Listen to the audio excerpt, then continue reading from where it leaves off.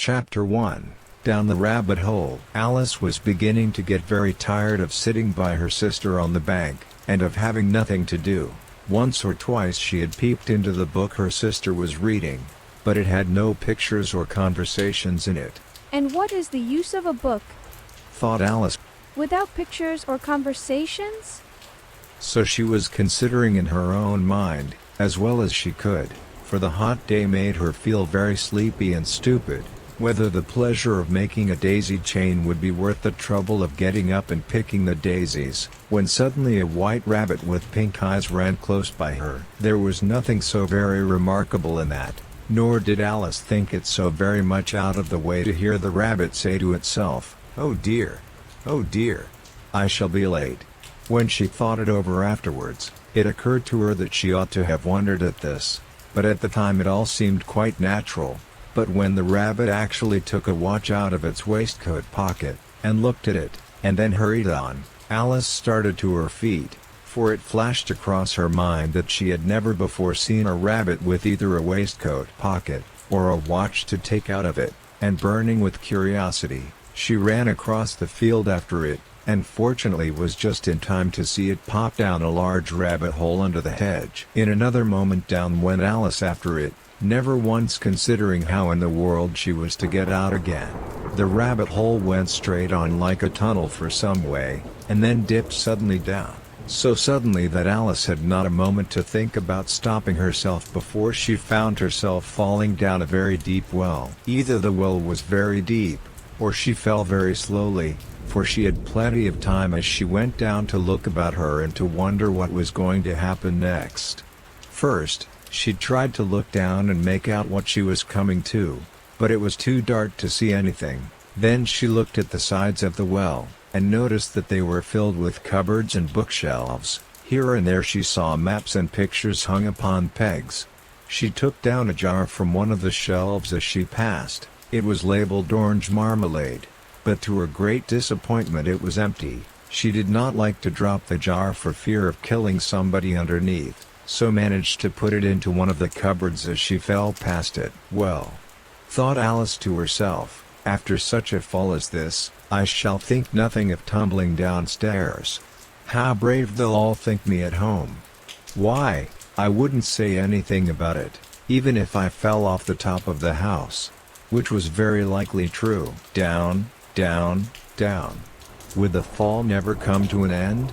"I wonder how many miles I've fallen by this time?" she said aloud.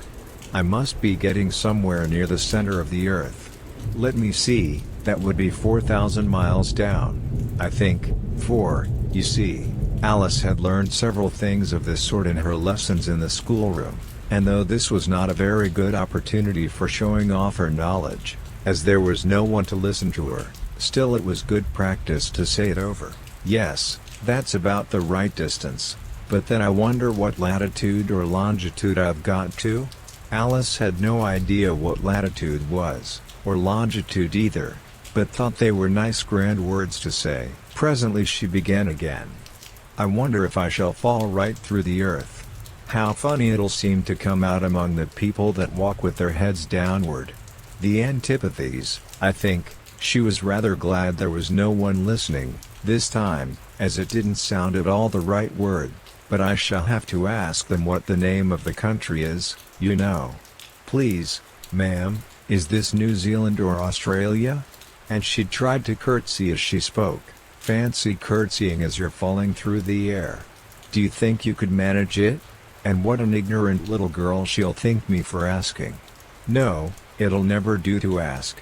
Perhaps I shall see it written up somewhere. Down, down, down." There was nothing else to do, so Alice soon began talking again. "Dinah'll miss me very much tonight, I should think. Dinah was the cat. I hope they'll remember her saucer of milk at tea time. Dinah, my dear, I wish you were down here with me. There are no mice in the air, I'm afraid, but you might catch a bat, and that's very like a mouse, you know. But do cats eat bats, I wonder?" And here Alice began to get rather sleepy, and went on saying to herself, in a dreamy sort of way, "Do cats eat bats? Do cats eat bats? And sometimes, Do bats eat cats? 4.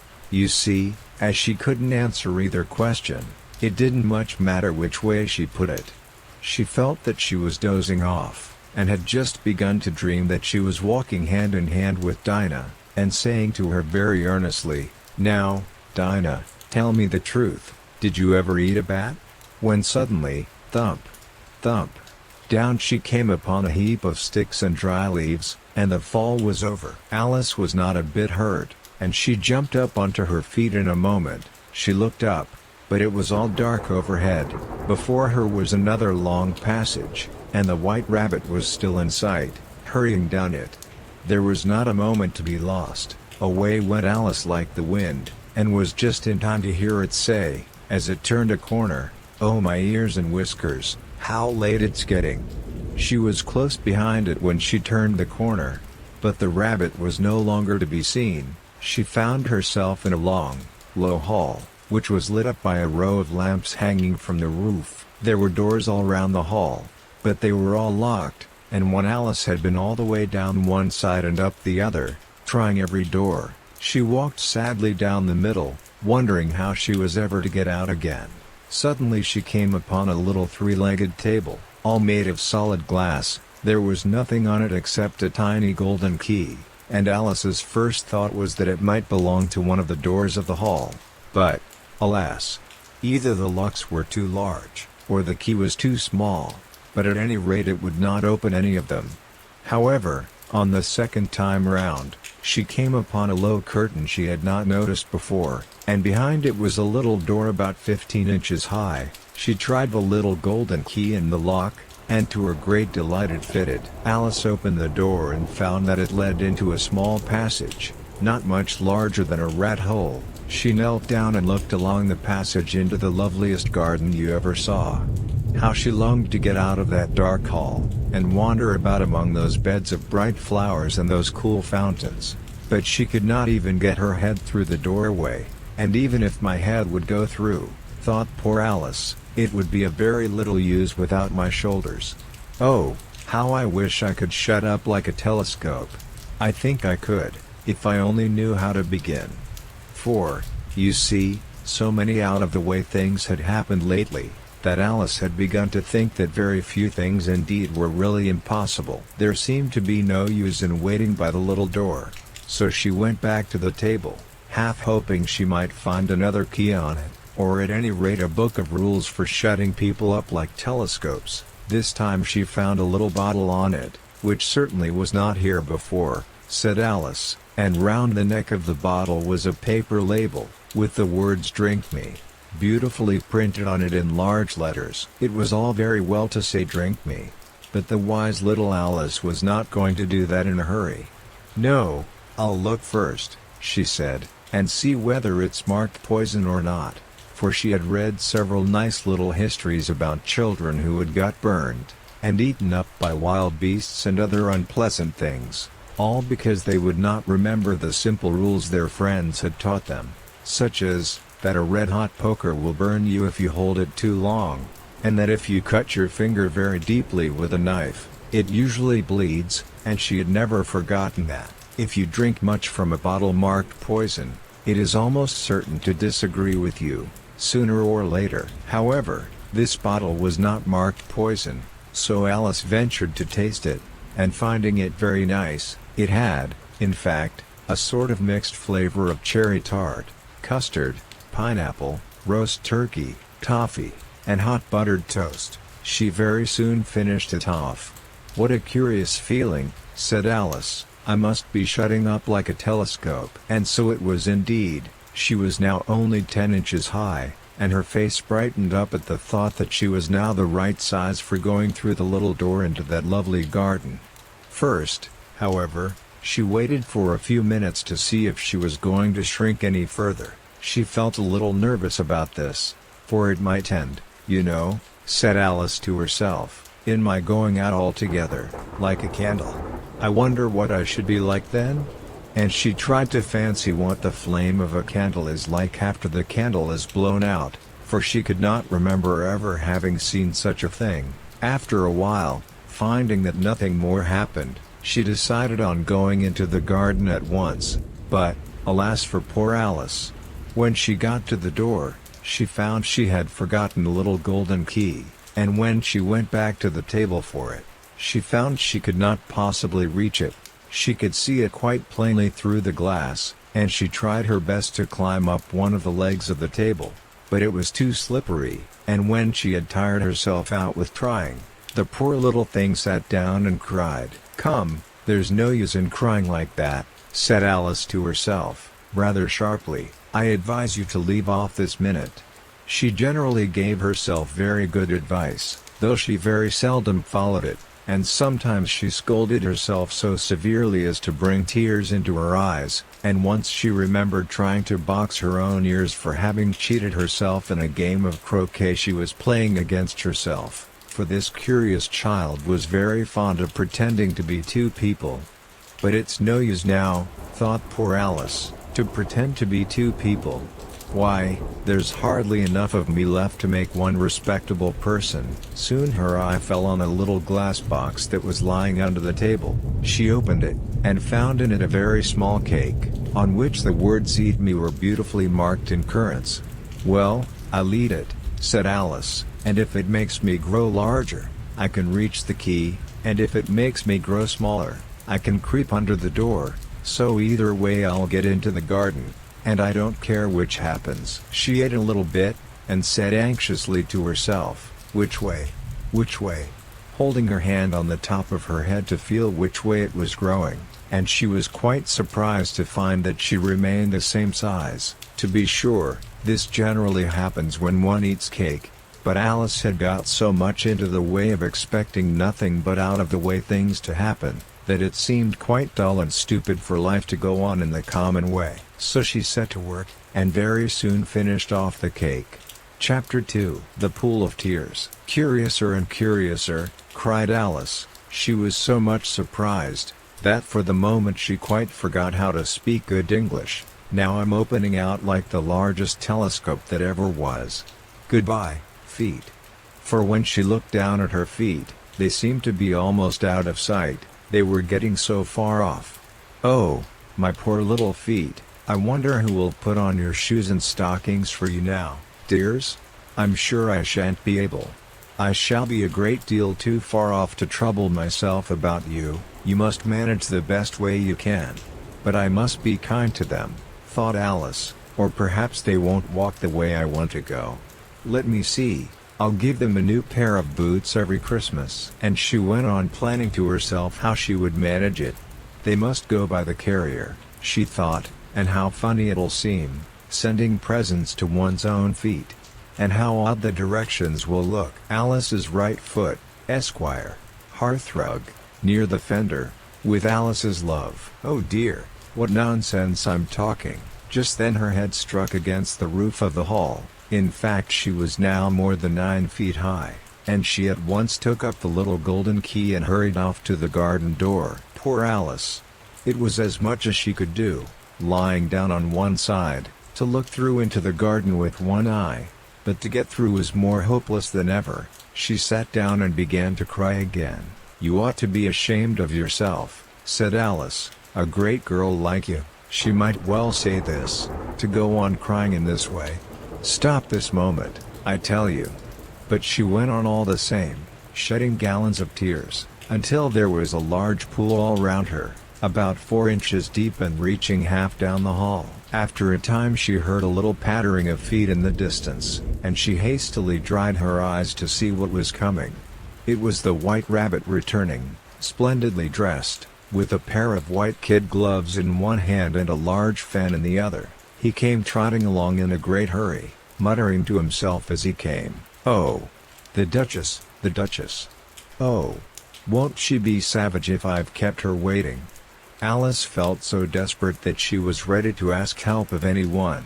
So, when the rabbit came near her, she began, in a low, timid voice, "If you please, sir." The rabbit started violently, dropped the white kid gloves and the fan, and scurried away into the darkness as hard as he could go. Alice took up the fan and gloves, and, as the hall was very hot, she kept fanning herself all the time she went on talking. Dear, dear. How queer everything is today. And yesterday things went on just as usual. I wonder if I've been changed in the night. Let me think, was I the same when I got up this morning? I almost think I can remember feeling a little different. But if I'm not the same, the next question is, who in the world am I? Ah, that's the great puzzle. And she began thinking over all the children she knew that were of the same age as herself, to see if she could have been changed for any of them. I'm sure I'm not Ada, she said, for her hair goes in such long ringlets, and mine doesn't go in ringlets at all, and I'm sure I can't be Mabel, for I know all sorts of things, and she, oh, she knows such a very little. Besides, she's she, and I'm I, and, oh dear, how puzzling it all is.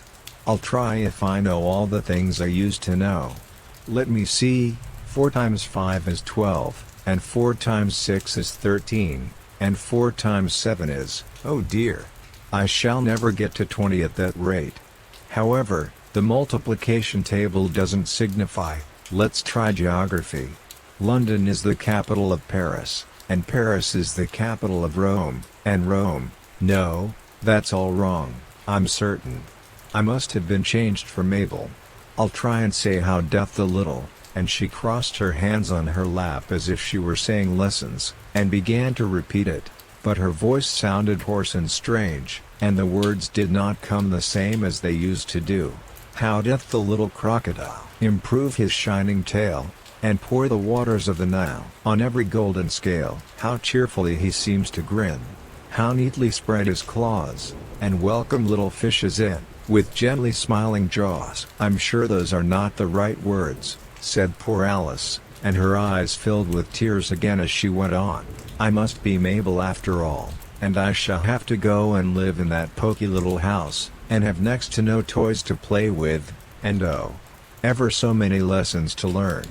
No, I've made up my mind about it. If I'm Mabel, I'll stay down here. It'll be no use their putting their heads down and saying come up again, dear. I shall only look up and say who am I then? Tell me that first, and then, if I like being that person, I'll come up, if not, I'll stay down here till I'm somebody else. But, oh dear, cried Alice, with a sudden burst of tears, I do wish they would put their heads down. I am so very tired of being all alone here. As she said this she looked down at her hands, and was surprised to see that she had put on one of the rabbit's little white kid gloves while she was talking. How could I have done that? She thought. I must be growing small again. She got up and went to the table to measure herself by it, and found that, as nearly as she could guess, she was now about 2 feet high, and was going on shrinking rapidly. She soon found out that the cause of this was the fence she was holding, and she dropped it hastily, just in time to avoid shrinking away altogether. That was a narrow escape, said Alice, a good deal frightened at the sudden change, but very glad to find herself still in existence. And now for the garden. And she ran with all speed back to the little door. But, alas! The little door was shut again. And the little golden key was lying on a glass table as before, and things are worse than ever, thought the poor child, for I never was so small as this before, never. And I declare it's too bad, that it is. As she said these words her foot slipped, and in another moment, splash! She was up to her chin in salt water. Her first idea was that she had somehow fallen into the sea, and in that case I can go back by railway, she said to herself. Alice had been to the seaside once in her life, and had come to the general conclusion, that wherever you go to on the English coast you find a number of bathing machines in the sea, some children digging in the sand with wooden spades, then a row of lodging houses, and behind them a railway station. However, she soon made out that she was in the pool of tears which she had wept when she was 9 feet high. I wish I hadn't cried so much, said Alice, as she swam about, trying to find her way out. I shall be punished for it now, I suppose, by being drowned in my own tears. That will be a queer thing, to be sure. However, everything is queer today. Just then she heard something splashing about in the pool a little way off, and she swam nearer to make out what it was. At first she thought it must be a walrus or hippopotamus, but then she remembered how small she was now, and she soon made out that it was only a mouse that had slipped in like herself. Would it be of any use, now, thought Alice, to speak to this mouse? Everything is so out of the way down here, that I should think very likely it can talk. At any rate, there's no harm in trying. So she began, "Oh mouse, do you know the way out of this pool? I am very tired of swimming about here, oh mouse." Alice thought this must be the right way of speaking to a mouse. She had never done such a thing before, but she remembered having seen in her brother's Latin grammar, a mouse, of a mouse, to a mouse, a mouse, oh mouse. The mouse looked at her rather inquisitively, and seemed to her to wink with one of its little eyes, but it said nothing. Perhaps it doesn't understand English, thought Alice. I dare say it's a French mouse, come over with William the Conqueror. For, with all her knowledge of history, Alice had no very clear notion how long ago anything had happened, so she began again. "Où est ma chat?" which was the first sentence in her French lesson book. The mouse gave a sudden leap out of the water, and seemed to quiver all over with fright. "Oh, I beg your pardon," cried Alice hastily, afraid that she had hurt the poor animal's feelings. "I quite forgot you didn't like cats." "Not like cats," cried the mouse, in a shrill, passionate voice. "Would you like cats if you were me?" "Well, perhaps not," said Alice in a soothing tone. "Don't be angry about it. And yet I wish I could show you our cat Dinah. I think you'd take a fancy to cats if you could only see her. She is such a dear quiet thing," Alice went on, half to herself, as she swam lazily about in the pool, "and she sits purring so nicely by the fire, licking her paws and washing her face, and she is such a nice soft thing to nurse, and she's such a capital one for catching mice." "Oh, I beg your pardon," cried Alice again. For this time the mouse was bristling all over, and she felt certain it must be really offended. "We won't talk about her anymore if you'd rather not." "We indeed," cried the mouse, who was trembling down to the end of his tail. "As if I would talk on such a subject. Our family always hated cats, nasty, low, vulgar things. Don't let me hear the name again." "I won't indeed," said Alice, in a great hurry to change the subject of conversation. Are you fond of dogs?" The mouse did not answer, so Alice went on eagerly. "There is such a nice little dog near our house I should like to show you. A little bright-eyed terrier, you know, with such long curly brown hair. And it'll fetch things when you throw them, and it'll sit up and beg for its dinner, and all sorts of things. I can't remember half of them, and it belongs to a farmer, you know, and he says it's so useful. It's worth £100. He says it kills all the rats and—" "Oh dear," cried Alice in a sorrowful tone, "I'm afraid I've offended it again." For the mouse was swimming away from her as hard as it could go, and making quite a commotion in the pool as it went. So she called softly after it, "Mouse dear, do come back again. And we won't talk about cats or dogs either, if you don't like them." When the mouse heard this, it turned round and swam slowly back to her. Its face was quite pale, with passion, Alice thought, and it said in a low trembling voice, "Let us get to the shore, and then I'll tell you my history, and you'll understand why it is I hate cats and dogs." It was high time to go, for the pool was getting quite crowded with the birds and animals that had fallen into it. There were a duck and a dodo, a lory and an eaglet, and several other curious creatures.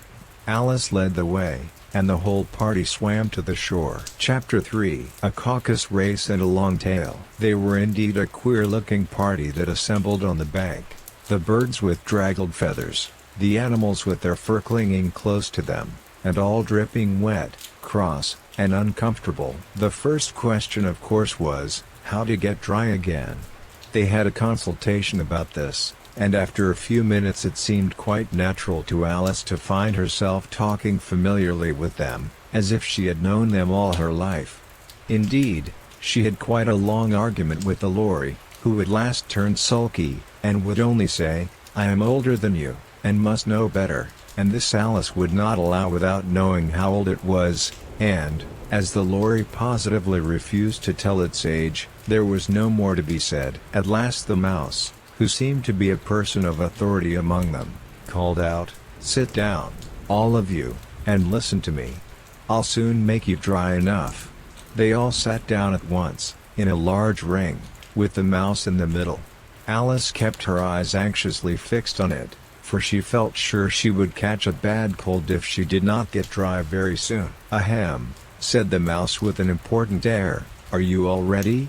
This is the driest thing I know. Silence all round, if you please." William the Conqueror, whose cause was favored by the Pope, was soon submitted to by the English, who wanted leaders, and had been of late much accustomed to usurpation and conquest. Edwin and Morcar, the Earls of Mercia and Northumbria. "Ugh," said the lorry, with a shiver. "I beg your pardon," said the mouse, frowning, but very politely. "Did you speak?" "Not I," said the lorry hastily. "I thought you did," said the mouse. "I proceed." Edwin and Morcar, the Earls of Mercia and Northumbria, declared for him, and even Stigand, the patriotic Archbishop of Canterbury, found it advisable. "Found what?" said the duck. "Found it," the mouse replied rather crossly. "Of course you know what it means." "I know what it means well enough. When I find a thing," said the duck, "it's generally a frog or a worm. The question is, what did the Archbishop find?" The mouse did not notice this question, but hurriedly went on, "Found it advisable to go with Edgar Atheling to meet William and offer him the crown." William's conduct at first was moderate, but the insolence of his Normans, "How are you getting on now, my dear?" it continued, turning to Alice as it spoke. "As wet as ever," said Alice in a melancholy tone. "It doesn't seem to dry me at all." "In that case," said the dodo solemnly, rising to its feet, "I move that the meeting adjourn, for the immediate adoption of more energetic remedies." "Speak English," said the eaglet. "I don't know the meaning of half those long words, and, what's more, I don't believe you do either." And the eaglet bent down its head to hide a smile. Some of the other birds tittered audibly. "What I was going to say," said the dodo in an offended tone, "was, that the best thing to get us dry would be a caucus race." "What is a caucus race?" said Alice, not that she wanted much to know, but the dodo had paused as if it thought that somebody ought to speak, and no one else seemed inclined to say anything. "Why," said the dodo, "the best way to explain it is to do it. And, as you might like to try the thing yourself, some winter day, I will tell you how the dodo managed it." First it marked out a race course, in a sort of circle. "The exact shape doesn't matter," it said, and then all the party were placed along the course, here and there. There was no 1, 2, 3, and away, but they began running when they liked, and left off when they liked, so that it was not easy to know when the race was over. However, when they had been running half an hour or so, and were quite dry again, the dodo suddenly called out, "The race is over!" And they all crowded round it, panting, and asking, "But who has won?" This question the dodo could not answer without a great deal of thought, and it sat for a long time with one finger pressed upon its forehead, the position in which you usually see Shakespeare, in the pictures of him, while the rest waited in silence. At last the dodo said, "Everybody has won, and all must have prizes, but who is to give the prizes?" Quite a chorus of voices asked. "Why, she, of course," said the dodo, pointing to Alice with one finger, and the whole party at once crowded round her, calling out in a confused way, "Prizes! Prizes!" Alice had no idea what to do, and in despair she put her hand in her pocket, and pulled out a box of comfits. Luckily the salt water had not got into it, and handed them round as prizes. There was exactly 1 apiece, all round. "But she must have a prize herself, you know," said the mouse. "Of course," the dodo replied very gravely. "What else have you got in your pocket?" he went on, turning to Alice. "Only a thimble," said Alice sadly. "Hand it over here," said the dodo. Then they all crowded round her once more, while the dodo solemnly presented the thimble, saying, "We beg your acceptance of this elegant thimble," and, when it had finished this short speech, they all cheered. Alice thought the whole thing very absurd, but they all looked so grave that she did not dare to laugh, and, as she could not think of anything to say, she simply bowed, and took the thimble, looking as solemn as she could. The next thing was to eat the comfits. This caused some noise and confusion, as the large birds complained that they could not taste theirs, and the small ones choked and had to be patted on the back. However, it was over at last, and they sat down again in a ring, and begged the mouse to tell them something more. "You promised to tell me your history, you know," said Alice, "and why it is you hate C and D," she added in a whisper, half afraid that it would be offended again. "Mine is a long and a sad tale," said the mouse, turning to Alice, and sighing. "It is a long tale, certainly," said Alice, looking down with wonder at the mouse's tail. "But why do you call it sad?" And she kept on puzzling about it while the mouse was speaking, so that her idea of the tale was something like this. Fury said to a mouse, that he met in the house, "Let us both go to law, I will prosecute you. Come, I'll take no denial, we must have a trial, for really this morning I've nothing to do," said the mouse to the cur. "Such a trial, dear sir, with no jury or judge, would be wasting our breath." "I'll be judge, I'll be jury," said cunning old Fury. "I'll try the whole cause, and condemn you to death." "You are not attending," said the mouse to Alice severely. "What are you thinking of?" "I beg your pardon," said Alice very humbly. "You had got to the fifth bend, I think?" "I had not," cried the mouse, sharply and very angrily. "Not," said Alice, always ready to make herself useful, and looking anxiously about her. "Oh, do let me help to undo it." "I shall do nothing of the sort," said the mouse, getting up and walking away. "You insult me by talking such nonsense." "I didn't mean it," pleaded poor Alice. "But you're so easily offended, you know." The mouse only growled in reply. "Please come back and finish your story," Alice called after it, and the others all joined in chorus. "Yes, please do." But the mouse only shook its head impatiently, and walked a little quicker. "What a pity it wouldn't stay," sighed the lorry, as soon as it was quite out of sight, and an old crab took the opportunity of saying to her daughter, "Ah, my dear, let this be a lesson to you never to lose your temper." "Hold your tongue, Ma," said the young crab, a little snappishly. "You're enough to try the patience of an oyster." "I wish I had our Dinah here, I know I do," said Alice aloud, addressing nobody in particular. "She'd soon fetch it back." "And who is Dinah, if I might venture to ask the question?" said the lorry. Alice replied eagerly, for she was always ready to talk about her pet. "Dinah's our cat. And she's such a capital one for catching mice you can't think. And oh, I wish you could see her after the birds. Why, she'll eat a little bird as soon as look at it." This speech caused a remarkable sensation among the party. Some of the birds hurried off at once. One old magpie began wrapping itself up very carefully, remarking, "I really must be getting home, the night air doesn't suit my throat." And a canary called out in a trembling voice to its children, "Come away, my dears. It's high time you were all in bed." On various pretexts they all moved off, and Alice was soon left alone. "I wish I hadn't mentioned Dinah," she said to herself in a melancholy tone. "Nobody seems to like her, down here, and I'm sure she's the best cat in the world. Oh, my dear Dinah, I wonder if I shall ever see you any more." And here poor Alice began to cry again, for she felt very lonely and low-spirited. In a little while, however, she again heard a little pattering of footsteps in the distance, and she looked up eagerly, half hoping that the mouse had changed his mind, and was coming back to finish his story. Chapter 4. The Rabbit Sends in a Little Bill. It was the White Rabbit, trotting slowly back again, and looking anxiously about as it went, as if it had lost something, and she heard it muttering to itself, "The Duchess! The Duchess! Oh my dear paws. Oh my fur and whiskers. She'll get me executed, as sure as ferrets are ferrets. Where can I have dropped them, I wonder?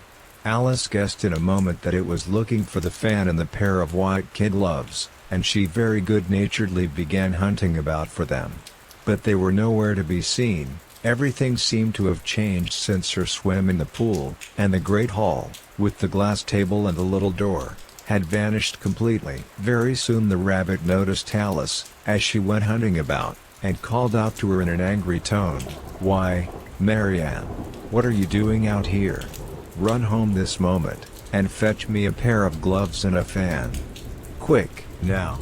And Alice was so much frightened that she ran off at once in the direction it pointed to, without trying to explain the mistake it had made. "He took me for his housemaid," she said to herself as she ran. "How surprised he'll be when he finds out who I am. But I'd better take him his fan and gloves, that is, if I can find them." As she said this, she came upon a neat little house, on the door of which was a bright brass plate with the name W. Rabbit engraved upon it. She went in without knocking, and hurried upstairs, in great fear lest she should meet the real Marianne, and be turned out of the house before she had found the fan and gloves. "How queer it seems," Alice said to herself, "to be going messages for a rabbit. I suppose Dinah'll be sending me on messages next."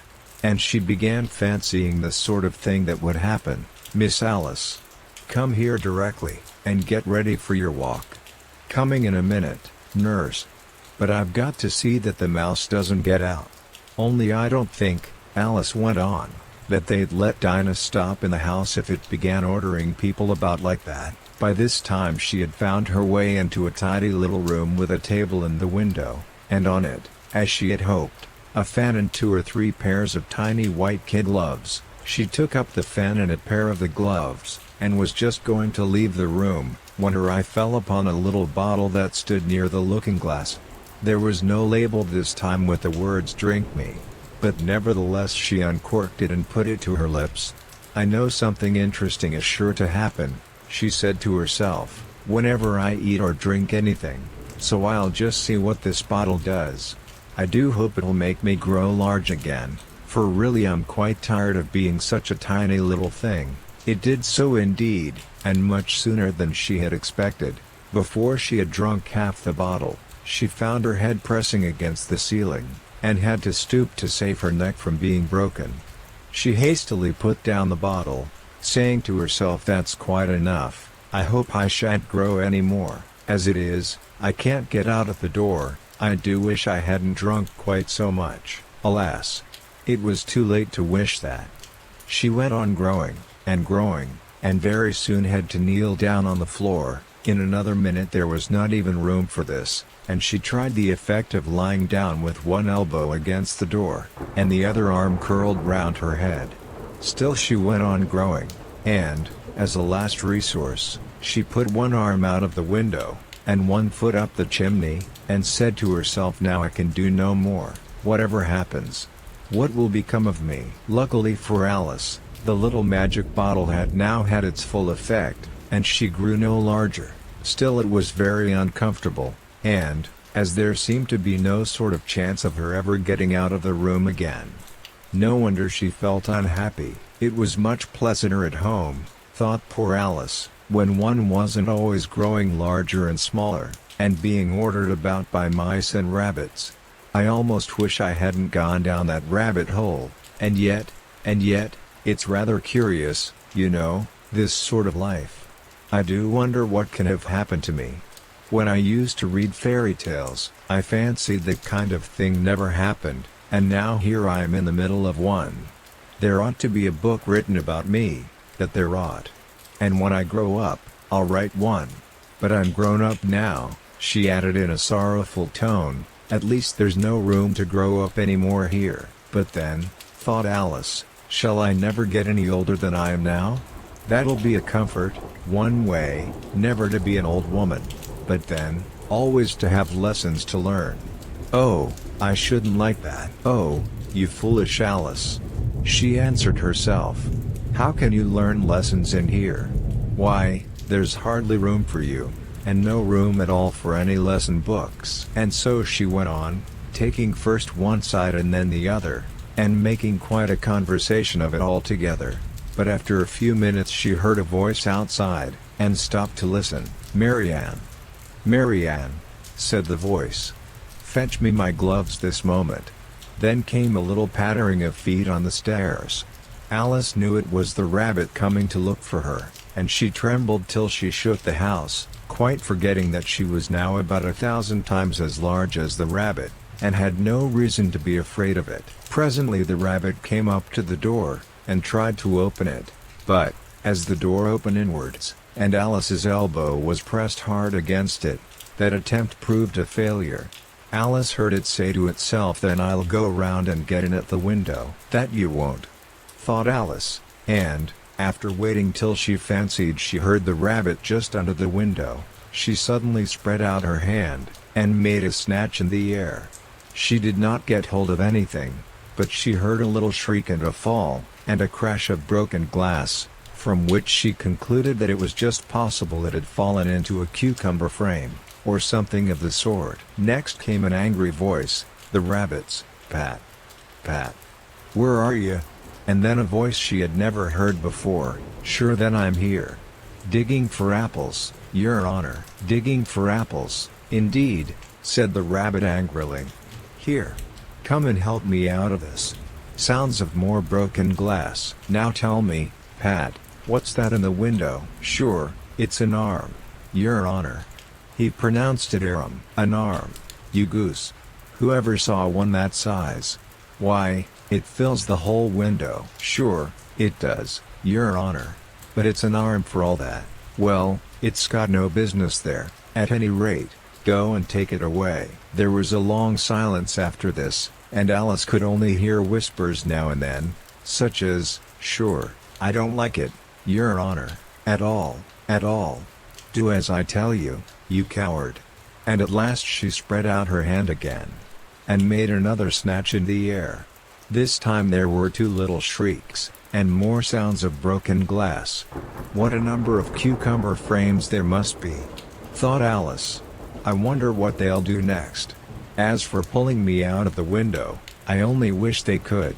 I'm sure I don't want to stay in here any longer." She waited for some time without hearing anything more. At last came a rumbling of little cartwheels, and the sound of a good many voices all talking together. She made out the words, "Where's the other lather?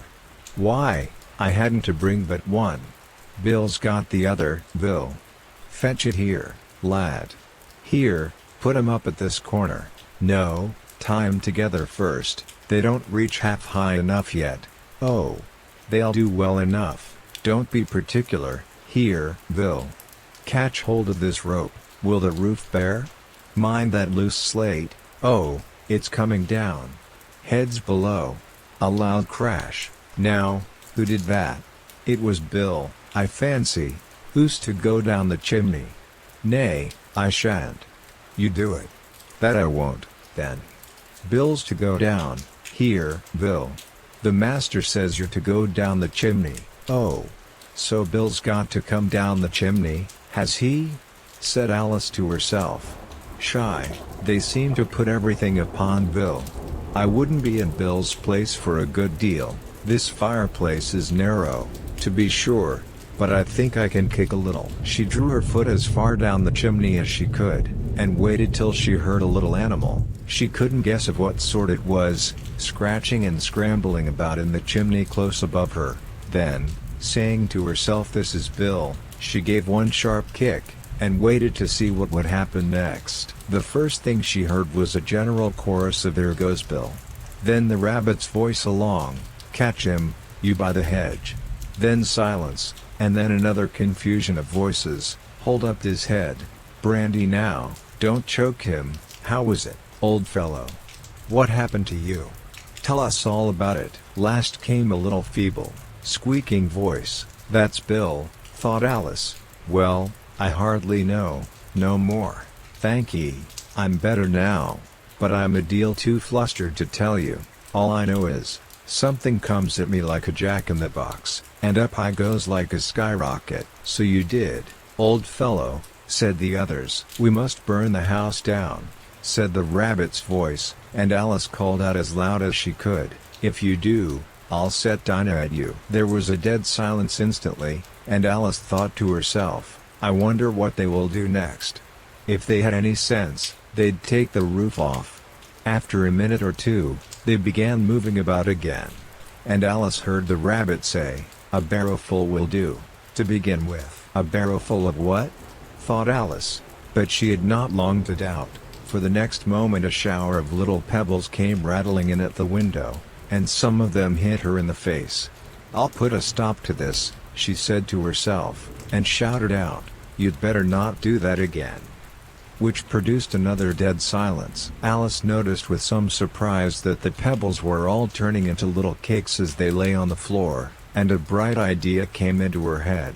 "If I eat one of these cakes," she thought, "it's sure to make some change in my size, and as it can't possibly make me larger, it must make me smaller, I suppose." So she swallowed one of the cakes, and was delighted to find that she began shrinking directly. As soon as she was small enough to get through the door, she ran out of the house, and found quite a crowd of little animals and birds waiting outside. The poor little lizard, Bill, was in the middle, being held up by 2 guinea pigs, who were giving it something out of a bottle. They all made a rush at Alice the moment she appeared, but she ran off as hard as she could, and soon found herself safe in a thick wood. "The first thing I've got to do," said Alice to herself, as she wandered about in the wood, "is to grow to my right size again. And the second thing is to find my way into that lovely garden. I think that will be the best plan." It sounded an excellent plan, no doubt, and very neatly and simply arranged. The only difficulty was, that she had not the smallest idea how to set about it, and while she was peering about anxiously among the trees, a little sharp bark just over her head made her look up in a great hurry. An enormous puppy was looking down at her with large round eyes, and feebly stretching out one paw, trying to touch her. "Poor little thing," said Alice, in a coaxing tone, and she tried hard to whistle to it, but she was terribly frightened all the time at the thought that it might be hungry, in which case it would be very likely to eat her up in spite of all her coaxing. Hardly knowing what she did, she picked up a little bit of stick, and held it out to the puppy, whereupon the puppy jumped into the air off all its feet at once, with a yelp of delight, and rushed at the stick, and made believe to worry it. Then Alice dodged behind a great thistle, to keep herself from being run over, and the moment she appeared on the other side, the puppy made another rush at the stick, and tumbled head over heels in its hurry to get hold of it. Then Alice, thinking it was very like having a game of play with a cart horse, and expecting every moment to be trampled under its feet, ran round the thistle again. Then the puppy began a series of short charges at the stick, running a very little way forwards each time and a long way back, and barking hoarsely all the while, till at last it sat down a good way off, panting, with its tongue hanging out of its mouth, and its great eyes half shut. This seemed to Alice a good opportunity for making her escape, so she set off at once, and ran till she was quite tired and out of breath, and till the puppy's bark sounded quite faint in the distance. "And yet what a dear little puppy it was," said Alice, as she leant against a buttercup to rest herself, and fanned herself with one of the leaves. "I should have liked teaching it tricks very much, if I'd only been the right size to do it. Oh dear! I'd nearly forgotten that I've got to grow up again. Let me see, how is it to be managed? I suppose I ought to eat or drink something or other, but the great question is, what?" The great question certainly was, what? Alice looked all round her at the flowers and the blades of grass, but she did not see anything that looked like the right thing to eat or drink under the circumstances. There was a large mushroom growing near her, about the same height as herself, and when she had looked under it, and on both sides of it, and behind it, it occurred to her that she might as well look and see what was on the top of it. She stretched herself up on tiptoe, and peeped over the edge of the mushroom, and her eyes immediately met those of a large blue caterpillar, that was sitting on the top with its arms folded, quietly smoking a long hookah, and taking not the smallest notice of her or of anything else. Chapter 5. Advice from a Caterpillar. The caterpillar and Alice looked at each other for some time in silence. At last the caterpillar took the hookah out of its mouth, and addressed her in a languid, sleepy voice. "Who are you?" said the caterpillar. This was not an encouraging opening for a conversation. Alice replied, rather shyly, I hardly know, sir, just at present. At least I know who I was when I got up this morning. But I think I must have been changed several times since then." "What do you mean by that?" said the caterpillar sternly. "Explain yourself." "I can't explain myself, I'm afraid, sir," said Alice, "because I'm not myself, you see." "I don't see," said the caterpillar. "I'm afraid I can't put it more clearly," Alice replied very politely, "for I can't understand it myself to begin with, and being so many different sizes in a day is very confusing." "It isn't," said the caterpillar. "Well, perhaps you haven't found it so yet," said Alice, "but when you have to turn into a chrysalis, you will someday, you know, and then after that into a butterfly. I should think you'll feel it a little queer, won't you?" "Not a bit," said the caterpillar. "Well, perhaps your feelings may be different," said Alice. "All I know is, it would feel very queer to me." "You," said the caterpillar contemptuously. "Who are you?" Which brought them back again to the beginning of the conversation. Alice felt a little irritated at the caterpillars making such very short remarks, and she drew herself up and said, very gravely, "I think, you ought to tell me who you are, first." "Why?" said the caterpillar. Here was another puzzling question, and as Alice could not think of any good reason, and as the caterpillar seemed to be in a very unpleasant state of mind, she turned away. "Come back," the caterpillar called after her. "I've something important to say." This sounded promising. Certainly, Alice turned and came back again. "Keep your temper," said the caterpillar. "Is that all?"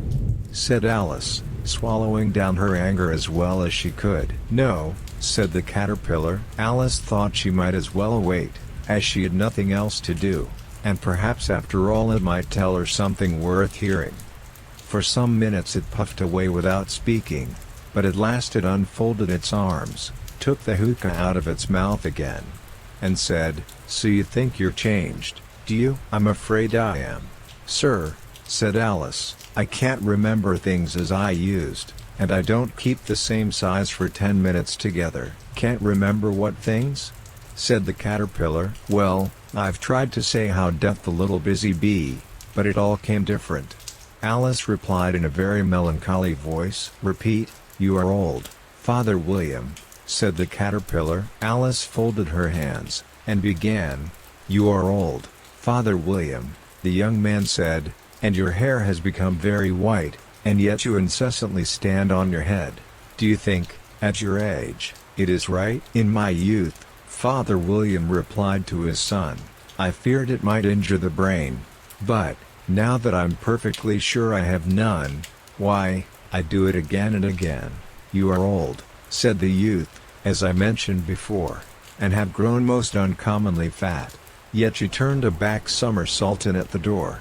"Pray, what is the reason of that?" "In my youth," said the sage, as he shook his grey locks, "I kept all my limbs very supple, by the use of this ointment, 1 shilling the box. Allow me to sell you a couple?" "You are old," said the youth, "and your jaws are too weak for anything tougher than suet, yet you finished the goose, with the bones and the beak.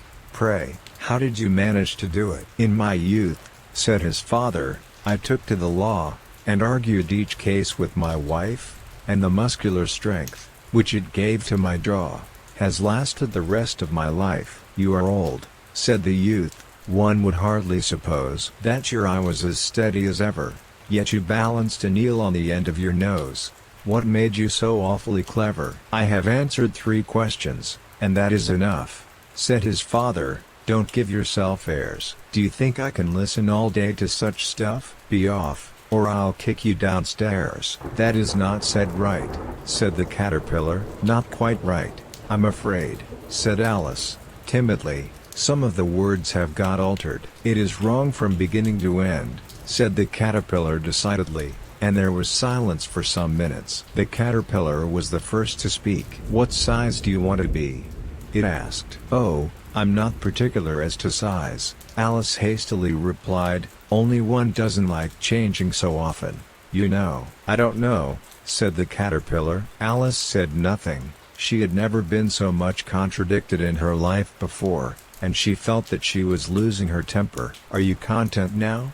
said the caterpillar. "Well, I should like to be a little larger, sir, if you wouldn't mind," said Alice. 3 inches is such a wretched height to be." "It is a very good height indeed," said the caterpillar angrily, rearing itself upright as it spoke. "It was exactly 3 inches high, but I'm not used to it," pleaded poor Alice in a piteous tone. And she thought of herself, "I wish the creatures wouldn't be so easily offended." "You'll get used to it in time," said the caterpillar, and it put the hookah into its mouth and began smoking again. This time Alice waited patiently until it chose to speak again. In a minute or two the caterpillar took the hookah out of its mouth and yawned once or twice, and shook itself. Then it got down off the mushroom, and crawled away in the grass, merely remarking as it went, "One side will make you grow taller, and the other side will make you grow shorter." "One side of what? The other side of what?" thought Alice to herself. "Of the mushroom," said the caterpillar, just as if she had asked it aloud, and in another moment it was out of sight. Alice remained looking thoughtfully at the mushroom for a minute, trying to make out which were the 2 sides of it, and as it was perfectly round, she found this a very difficult question. However, at last she stretched her arms round it as far as they would go, and broke off a bit of the edge with each hand. "And now which is which?" she said to herself, and nibbled a little of the right-hand bit to try the effect. The next moment she felt a violent blow underneath her chin. It had struck her foot. She was a good deal frightened by this very sudden change, but she felt that there was no time to be lost, as she was shrinking rapidly, so she set to work at once to eat some of the other bit. Her chin was pressed so closely against her foot, that there was hardly room to open her mouth, but she did it at last, and managed to swallow a morsel of the left-hand bit. "Come, my head's free at last," said Alice in a tone of delight, which changed into alarm in another moment, when she found that her shoulders were nowhere to be found. All she could see, when she looked down, was an immense length of neck, which seemed to rise like a stalk out of a sea of green leaves that lay far below her. "What can all that green stuff be?" said Alice. "And where have my shoulders got to? And oh, my poor hands, how is it I can't see you?" She was moving them about as she spoke, but no result seemed to follow, except a little shaking among the distant green leaves. As there seemed to be no chance of getting her hands up to her head, she tried to get her head down to them, and was delighted to find that her neck would bend about easily in any direction, like a serpent. She had just succeeded in curving it down into a graceful zigzag, and was going to dive in among the leaves, which she found to be nothing but the tops of the trees under which she had been wandering, when a sharp hiss made her draw back in a hurry. A large pigeon had flown into her face, and was beating her violently with its wings. "Serpent!" screamed the pigeon. "I'm not a serpent," said Alice indignantly. "Let me alone, serpent, I say again," repeated the pigeon, but in a more subdued tone, and added with a kind of sob, "I've tried every way, and nothing seems to suit them." "I haven't the least idea what you're talking about," said Alice. "I've tried the roots of trees, and I've tried banks, and I've tried hedges," the pigeon went on, without attending to her, "but those serpents, there's no pleasing them." Alice was more and more puzzled, but she thought there was no use in saying anything more till the pigeon had finished. "As if it wasn't trouble enough hatching the eggs," said the pigeon, "but I must be on the lookout for serpents night and day. Why, I haven't had a wink of sleep these 3 weeks." "I'm very sorry you've been annoyed," said Alice, who was beginning to see its meaning. "And just as I'd taken the highest tree in the wood," continued the pigeon, raising its voice to a shriek, "and just as I was thinking I should be free of them at last, they must needs come wriggling down from the sky. Ugh, serpent, but I'm not a serpent, I tell you," said Alice. I may. Well. What are you?" said the pigeon. "I can see you're trying to invent something." I'm a little girl," said Alice, rather doubtfully, as she remembered the number of changes she had gone through that day. "A likely story indeed," said the pigeon in a tone of the deepest contempt. "I've seen a good many little girls in my time, but never one with such a neck as that. No, you're a serpent, and there's no use denying it. I suppose you'll be telling me next that you never tasted an egg." "I have tasted eggs, certainly," said Alice, who was a very truthful child, "but little girls eat eggs quite as much as serpents do, you know." "I don't believe it," said the pigeon, "but if they do, why then they're a kind of serpent, that's all I can say." This was such a new idea to Alice, that she was quite silent for a minute or two, which gave the pigeon the opportunity of adding, "You're looking for eggs, I know that well enough, and what does it matter to me whether you're a little girl or a serpent?" "It matters a good deal to me," said Alice hastily, "but I'm not looking for eggs, as it happens, and if I was, I shouldn't want yours. I don't like them raw." "Well, be off, then," said the pigeon in a sulky tone, as it settled down again into its nest. Alice crouched down among the trees as well as she could, for her neck kept getting entangled among the branches, and every now and then she had to stop and untwist it. After a while she remembered that she still held the pieces of mushroom in her hands, and she set to work very carefully, nibbling first at one and then at the other, and growing sometimes taller and sometimes shorter, until she had succeeded in bringing herself down to her usual height. It was so long since she had been anything near the right size, that it felt quite strange at first, but she got used to it in a few minutes, and began talking to herself, as usual. "Come, there's half my plan done now. How puzzling all these changes are. I'm never sure what I'm going to be, from one minute to another. However, I've got back to my right size. The next thing is, to get into that beautiful garden. How is that to be done, I wonder?" As she said this, she came suddenly upon an open place, with a little house in it about 4 feet high. "Whoever lives there," thought Alice, "it'll never do to come upon them this size. Why, I should frighten them out of their wits." So she began nibbling at the right-hand bit again, and did not venture to go near the house till she had brought herself down to 9 inches high. Chapter 6. Pig and Pepper. For a minute or two she stood looking at the house, and wondering what to do next, when suddenly a footman in livery came running out of the wood. She considered him to be a footman because he was in livery, otherwise, judging by his face only, she would have called him a fish, and rapped loudly at the door with his knuckles. It was opened by another footman in livery, with a round face, and large eyes like a frog, and both footmen, Alice noticed, had powdered hair that curled all over their heads. She felt very curious to know what it was all about, and crept a little way out of the wood to listen. The fish footman began by producing from under his arm a great letter, nearly as large as himself, and this he handed over to the other, saying, in a solemn tone, "For the Duchess. An invitation from the Queen to play croquet." The frog footman repeated, in the same solemn tone, only changing the order of the words a little, "From the Queen.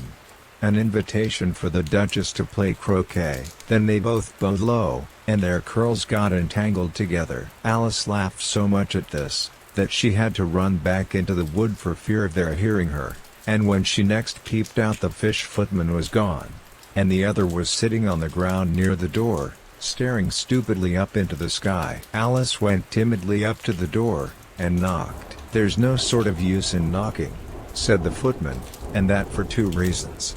First, because I'm on the same side of the door as you are. Secondly, because they're making such a noise inside, no one could possibly hear you." And certainly there was a most extraordinary noise going on within, a constant howling and sneezing, and every now and then a great crash, as if a dish or kettle had been broken to pieces. "Please, then," said Alice, "how am I to get in?" "There might be some sense in your knocking," the footman went on without attending to her, "if we had the door between us. For instance, if you were inside, you might knock, and I could let you out, you know." He was looking up into the sky all the time he was speaking, and this Alice thought decidedly uncivil. "But perhaps he can't help it," she said to herself, "his eyes are so very nearly at the top of his head. But at any rate he might answer questions. How am I to get in?" She repeated, aloud. "I shall sit here," the footman remarked, "till tomorrow." At this moment the door of the house opened, and a large plate came skimming out, straight at the footman's head. It just grazed his nose, and broke to pieces against one of the trees behind him. "Or next day, maybe," the footman continued in the same tone, exactly as if nothing had happened. "How am I to get in?" asked Alice again, in a louder tone. "Are you to get in at all?" said the footman. "That's the first question, you know." It was, no doubt, only Alice did not like to be told so. "It's really dreadful," she muttered to herself, "the way all the creatures argue. It's enough to drive one crazy." The footman seemed to think this a good opportunity for repeating his remark, with variations. "I shall sit here," he said, "on and off, for days and days." "But what am I to do?" said Alice. "Anything you like," said the footman, and began whistling. "Oh, there's no use in talking to him," said Alice desperately, "he's perfectly idiotic." And she opened the door and went in. The door led right into a large kitchen, which was full of smoke from one end to the other. The Duchess was sitting on a three-legged stool in the middle, nursing a baby. The cook was leaning over the fire, stirring a large cauldron which seemed to be full of soup. "There's certainly too much pepper in that soup," Alice said to herself, as well as she could for sneezing. There was certainly too much of it in the air. Even the Duchess sneezed occasionally, and as for the baby, it was sneezing and howling alternately without a moment's pause. The only things in the kitchen that did not sneeze were the cook, and a large cat which was sitting on the hearth and grinning from ear to ear. "Please would you tell me," said Alice, a little timidly, for she was not quite sure whether it was good manners for her to speak first, "why your cat grins like that?" "It's a Cheshire cat," said the Duchess, "and that's why." "Pig." She said the last word with such sudden violence that Alice quite jumped, but she saw in another moment that it was addressed to the baby, and not to her, so she took courage, and went on again. "I didn't know that Cheshire cats always grinned. In fact, I didn't know that cats could grin." "They all can," said the Duchess, "and most of 'em do." "I don't know of any that do," Alice said very politely, feeling quite pleased to have got into a conversation. "You don't know much," said the Duchess, "and that's a fact." Alice did not at all like the tone of this remark, and thought it would be as well to introduce some other subject of conversation. While she was trying to fix on one, the cook took the cauldron of soup off the fire, and at once set to work throwing everything within her reach at the Duchess and the baby. The fire irons came first, then followed a shower of saucepans, plates, and dishes. The Duchess took no notice of them even when they hit her, and the baby was howling so much already, that it was quite impossible to say whether the blows hurt it or not. "Oh, please mind what you're doing," cried Alice, jumping up and down in an agony of terror. "Oh, there goes his precious nose," as an unusually large saucepan flew close by it, and very nearly carried it off. "If everybody minded their own business," the Duchess said in a hoarse growl, "the world would go round a deal faster than it does." "Which would not be an advantage," said Alice, who felt very glad to get an opportunity of showing off a little of her knowledge. "Just think of what work it would make with the day and night. You see, the Earth takes 24 hours to turn round on its axis." "Talking of axes," said the Duchess, "chop off her head." Alice glanced rather anxiously at the cook, to see if she meant to take the hint, but the cook was busily stirring the soup, and seemed not to be listening, so she went on again. 24 hours, I think, or is it 12? Oh, don't bother me," said the Duchess, "I never could abide figures." And with that she began nursing her child again, singing a sort of lullaby to it as she did so, and giving it a violent shake at the end of every line. "Speak roughly to your little boy, and beat him when he sneezes, he only does it to annoy." because he knows it teases. Chorus, in which the cook and the baby joined. Wow. Wow. Wow. While the Duchess sang the second verse of the song, she kept tossing the baby violently up and down, and the poor little thing howled so that Alice could hardly hear the words. I speak severely to my boy, I beat him when he sneezes, for he can thoroughly enjoy the pepper when he pleases. Chorus. Wow. Wow. Wow. Here. You may nurse it a bit, if you like, the Duchess said to Alice, flinging the baby at her as she spoke. I must go and get ready to play croquet with the Queen, and she hurried out of the room. The cook threw a frying pan after her as she went out, but it just missed her. Alice caught the baby with some difficulty, as it was a queer-shaped little creature, and held out its arms and legs in all directions, just like a starfish, thought Alice.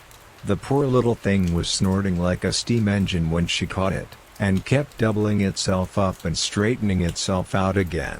So that altogether, for the first minute or two, it was as much as she could do to hold it. As soon as she had made out the proper way of nursing it, which was to twist it up into a sort of knot, and then keep tight hold of its right ear and left foot, so as to prevent its undoing itself, she carried it out into the open air. If I don't take this child away with me, thought Alice, they're sure to kill it in a day or two. Wouldn't it be murder to leave it behind? She said the last words out loud, and the little thing grunted in reply. It had left off sneezing by this time. Don't grunt, said Alice, that's not at all a proper way of expressing yourself. The baby grunted again, and Alice looked very anxiously into its face to see what was the matter with it. There could be no doubt that it had a very turn-up nose, much more like a snout than a real nose. Also its eyes were getting extremely small for a baby. Altogether Alice did not like the look of the thing at all. But perhaps it was only sobbing, she thought, and looked into its eyes again, to see if there were any tears. No, there were no tears. If you're going to turn into a pig, my dear, said Alice, seriously, I'll have nothing more to do with you. Mind now. The poor little thing sobbed again. Or grunted, it was impossible to say which, and they went on for some while in silence. Alice was just beginning to think to herself, now, what am I to do with this creature when I get it home? When it grunted again, so violently, that she looked down into its face in some alarm. This time there could be no mistake about it. It was neither more nor less than a pig, and she felt that it would be quite absurd for her to carry it further. So she set the little creature down, and felt quite relieved to see it trot away quietly into the wood. If it had grown up, she said to herself, it would have made a dreadfully ugly child, but it makes rather a handsome pig, I think. And she began thinking over other children she knew, who might do very well as pigs, and was just saying to herself, if one only knew the right way to change them, when she was a little startled by seeing the Cheshire Cat sitting on a bough of a tree a few yards off. The cat only grinned when it saw Alice. It looked good-natured, she thought, still it had very long claws and a great many teeth, so she felt that it ought to be treated with respect. Cheshire Puss, she began, rather timidly, as she did not at all know whether it would like the name. However, it only grinned a little wider. Come, it's pleased so far, thought Alice, and she went on. Would you tell me, please, which way I ought to go from here? That depends a good deal on where you want to get to, said the cat. I don't much care where, said Alice. Then it doesn't matter which way you go, said the cat. So long as I get somewhere, Alice added as an explanation. Oh, you're sure to do that, said the cat, if you only walk long enough. Alice felt that this could not be denied, so she tried another question. What sort of people live about here? In that direction, the cat said, waving its right paw round, lives a hatter, and in that direction, waving the other paw, lives a March hare. Visit either you like, they're both mad, but I don't want to go among mad people, Alice remarked. Oh, you can't help that, said the cat, we're all mad here. I'm mad. You're mad. How do you know I'm mad? Said Alice. You must be, said the cat, or you wouldn't have come here. Alice didn't think that proved it at all. However, She went on, and how do you know that you're mad? To begin with, said the cat, a dog's not mad. You grant that? I suppose so, said Alice. Well, then, the cat went on. You see, a dog growls when it's angry, and wags its tail when it's pleased. Now I growl when I'm pleased, and wag my tail when I'm angry.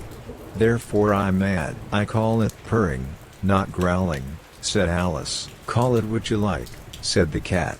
Do you play croquet with the queen today? I should like it very much, said Alice, but I haven't been invited yet. You'll see me there, said the cat, and vanished. Alice was not much surprised at this. She was getting so used to queer things happening.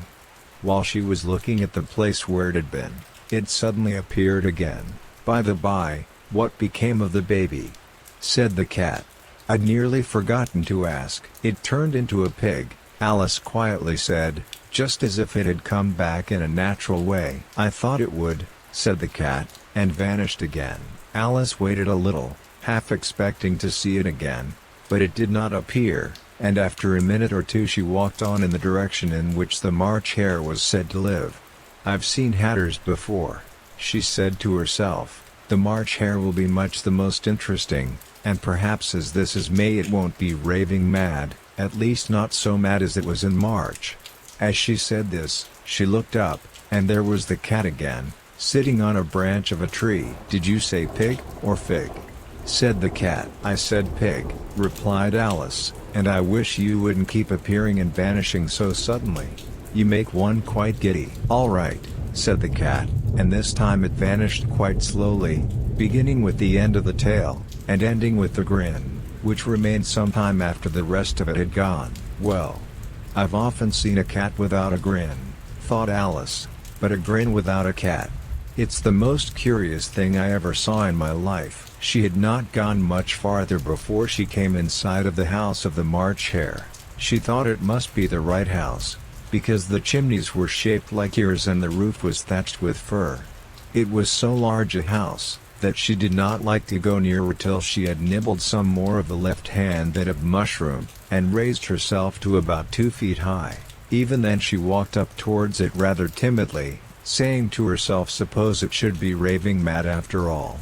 I almost wish I'd gone to see the Hatter instead. Chapter 7. A Mad Tea Party. There was a table set out under a tree in front of the house, and the March Hare and the Hatter were having tea at it.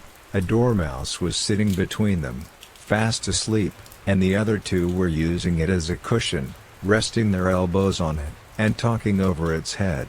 Very uncomfortable for the dormouse, thought Alice, only, as it's asleep, I suppose it doesn't mind. The table was a large one, but the three were all crowded together at one corner of it. No room. No room, they cried out when they saw Alice coming. There's plenty of room, said Alice indignantly, and she sat down in a large armchair at one end of the table. Have some wine, the March Hare said in an encouraging tone. Alice looked all round the table, but there was nothing on it but tea. I don't see any wine, she remarked. There isn't any, said the March Hare. Then it wasn't very civil of you to offer it, said Alice angrily. It wasn't very civil of you to sit down without being invited, said the March Hare. I didn't know it was your table, said Alice. It's late for a great many more than 3. Your hair wants cutting, said the Hatter. He had been looking at Alice for some time with great curiosity, and this was his first speech. You should learn not to make personal remarks, Alice said with some severity. It's very rude. The Hatter opened his eyes very wide on hearing this, but all he said was, why is a raven like a writing desk? Come, we shall have some fun now, thought Alice. I'm glad they've begun asking riddles. I believe I can guess that, she added aloud. Do you mean that you think you can find out the answer to it? Said the March Hare. Exactly so, said Alice. Then you should say what you mean, the March Hare went on. I do, Alice hastily replied. At least I mean what I say, that's the same thing. You know. Not the same thing a bit, said the Hatter. You might just as well say that I see what I eat is the same thing as I eat what I see. You might just as well say, added the March Hare, That I like what I get is the same thing as I get what I like. You might just as well say, added the dormouse, who seemed to be talking in his sleep, that I breathe when I sleep is the same thing as I sleep when I breathe. It is the same thing with you, said the Hatter, and here the conversation dropped, and the party sat silent for a minute, while Alice thought over all she could remember about ravens and writing desks, which wasn't much. The Hatter was the first to break the silence. "What day of the month is it?" he said, turning to Alice. He had taken his watch out of his pocket, and was looking at it uneasily, shaking it every now and then, and holding it to his ear. Alice considered a little, and then said the 4th. "2 days wrong," sighed the Hatter. "I told you butter wouldn't suit the works," he added, looking angrily at the March Hare. "It was the best butter," the March Hare meekly replied. "Yes, but some crumbs must have got in as well," the Hatter grumbled. "You shouldn't have put it in with the bread knife." The March Hare took the watch and looked at it gloomily, then he dipped it into his cup of tea, and looked at it again, but he could think of nothing better to say than his first remark. "It was the best butter, you know." Alice had been looking over his shoulder with some curiosity. "What a funny watch," she remarked. "It tells the day of the month, and doesn't tell what o'clock it is." "Why should it?" muttered the Hatter. "Does your watch tell you what year it is?" "Of course not," Alice replied very readily. "But that's because it stays the same year for such a long time together." "Which is just the case with mine," said the Hatter. Alice felt dreadfully puzzled. The Hatter's remark seemed to have no sort of meaning in it, and yet it was certainly English. "I don't quite understand you," she said, as politely as she could. "The dormouse is asleep again," said the Hatter, and he poured a little hot tea upon its nose. The dormouse shook its head impatiently, and said, without opening its eyes, of course, just what I was going to remark myself." "Have you guessed the riddle yet?" the Hatter said, turning to Alice again. "No, I give it up," Alice replied. "What's the answer?" "I haven't the slightest idea," said the Hatter. "Nor I," said the March Hare. Alice sighed wearily. "I think you might do something better with the time," she said, "than waste it in asking riddles that have no answers." "If you knew time as well as I do," said the Hatter, "you wouldn't talk about wasting it." "It's him." "I don't know what you mean," said Alice. "Of course you don't," the Hatter said, tossing his head contemptuously. "I dare say you never even spoke to time." "Perhaps not," Alice cautiously replied, "but I know I have to beat time when I learn music." "Ah, that accounts for it," said the Hatter. "He won't stand beating. Now, if you only kept on good terms with him, he'd do almost anything you liked with the clock. For instance, suppose it were 9 o'clock in the morning, just time to begin lessons, you'd only have to whisper a hint to time, and round goes the clock in a twinkling. 1:30, time for dinner." "I only wish it was," the March Hare said to itself in a whisper. "That would be grand, certainly," said Alice thoughtfully, "but then, I shouldn't be hungry for it, you know." "Not at first, perhaps," said the Hatter. "But you could keep it to 1:30 as long as you liked." "Is that the way you manage?" Alice asked. The Hatter shook his head mournfully. "Not I," he replied. "We quarreled last March, just before he went mad, you know," pointing with his teaspoon at the March Hare. "It was at the great concert given by the Queen of Hearts, and I had to sing, 'Twinkle, twinkle, little bat.'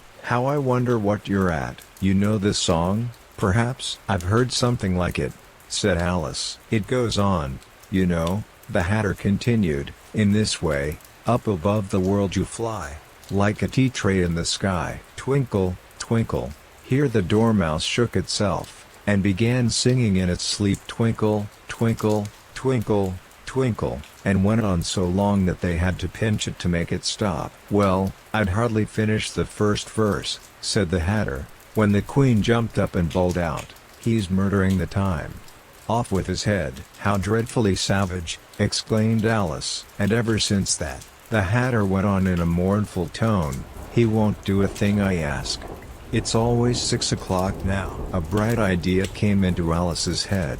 "Is that the reason so many tea things are put out here?" she asked. Yes, that's it, said the Hatter with a sigh. It's always tea time, and we've no time to wash the things between whiles. Then you keep moving round, I suppose? Said Alice. Exactly so, said the Hatter, as the things get used up. But what happens when you come to the beginning again? Alice ventured to ask. Suppose we change the subject, the March Hare interrupted, yawning. I'm getting tired of this. I vote the young lady tells us a story. I'm afraid I don't know one, said Alice, rather alarmed at the proposal. Then the Dormouse shall. They both cried. Wake up, Dormouse. And they pinched it on both sides at once. The Dormouse slowly opened his eyes. I wasn't asleep, he said in a hoarse, feeble voice. I heard every word you fellows were saying. Tell us a story, said the March Hare. Yes, please do, pleaded Alice. And be quick about it, added the Hatter, or you'll be asleep again before it's done. Once upon a time there were 3 little sisters. The Dormouse began in a great hurry, and their names were Elsie, Lacey, and Tilly, and they lived at the bottom of a well. What did they live on? Said Alice, who always took a great interest in questions of eating and drinking. They lived on treacle, said the Dormouse, after thinking a minute or two. They couldn't have done that, you know, Alice gently remarked. They'd have been ill. So they were, said the Dormouse, very ill. Alice tried to fancy to herself what such an extraordinary ways of living would be like. But it puzzled her too much, so she went on. But why do they live at the bottom of a well? Take some more tea, the March Hare said to Alice, very earnestly. I've had nothing yet, Alice replied in an offended tone, so I can't take more. You mean you can't take less, said the Hatter. It's very easy to take more than nothing. Nobody asks your opinion, said Alice. Who's making personal remarks now? The Hatter asked triumphantly. Alice did not quite know what to say to this, so she helped herself to some tea and bread and butter, and then turned to the Dormouse, and repeated her question. Why did they live at the bottom of a well? The Dormouse again took a minute or two to think about it, and then said, it was a treacle well. There's no such thing. Alice was beginning very angrily, but the Hatter and the March Hare went, tch, tch, and the Dormouse sulkily remarked, if you can't be civil, you'd better finish the story for yourself. No, please go on, Alice said very humbly. I won't interrupt again. I dare say there may be one. One, indeed, said the Dormouse indignantly. However, he consented to go on. And so these 3 little sisters, they were learning to draw, you know. What did they draw?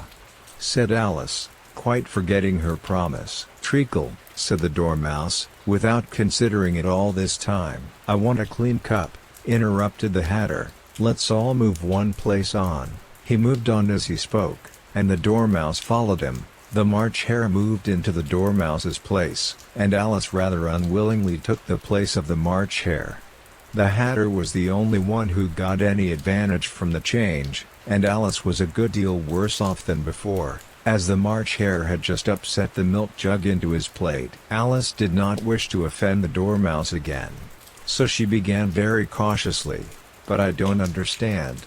Where did they draw the treacle from?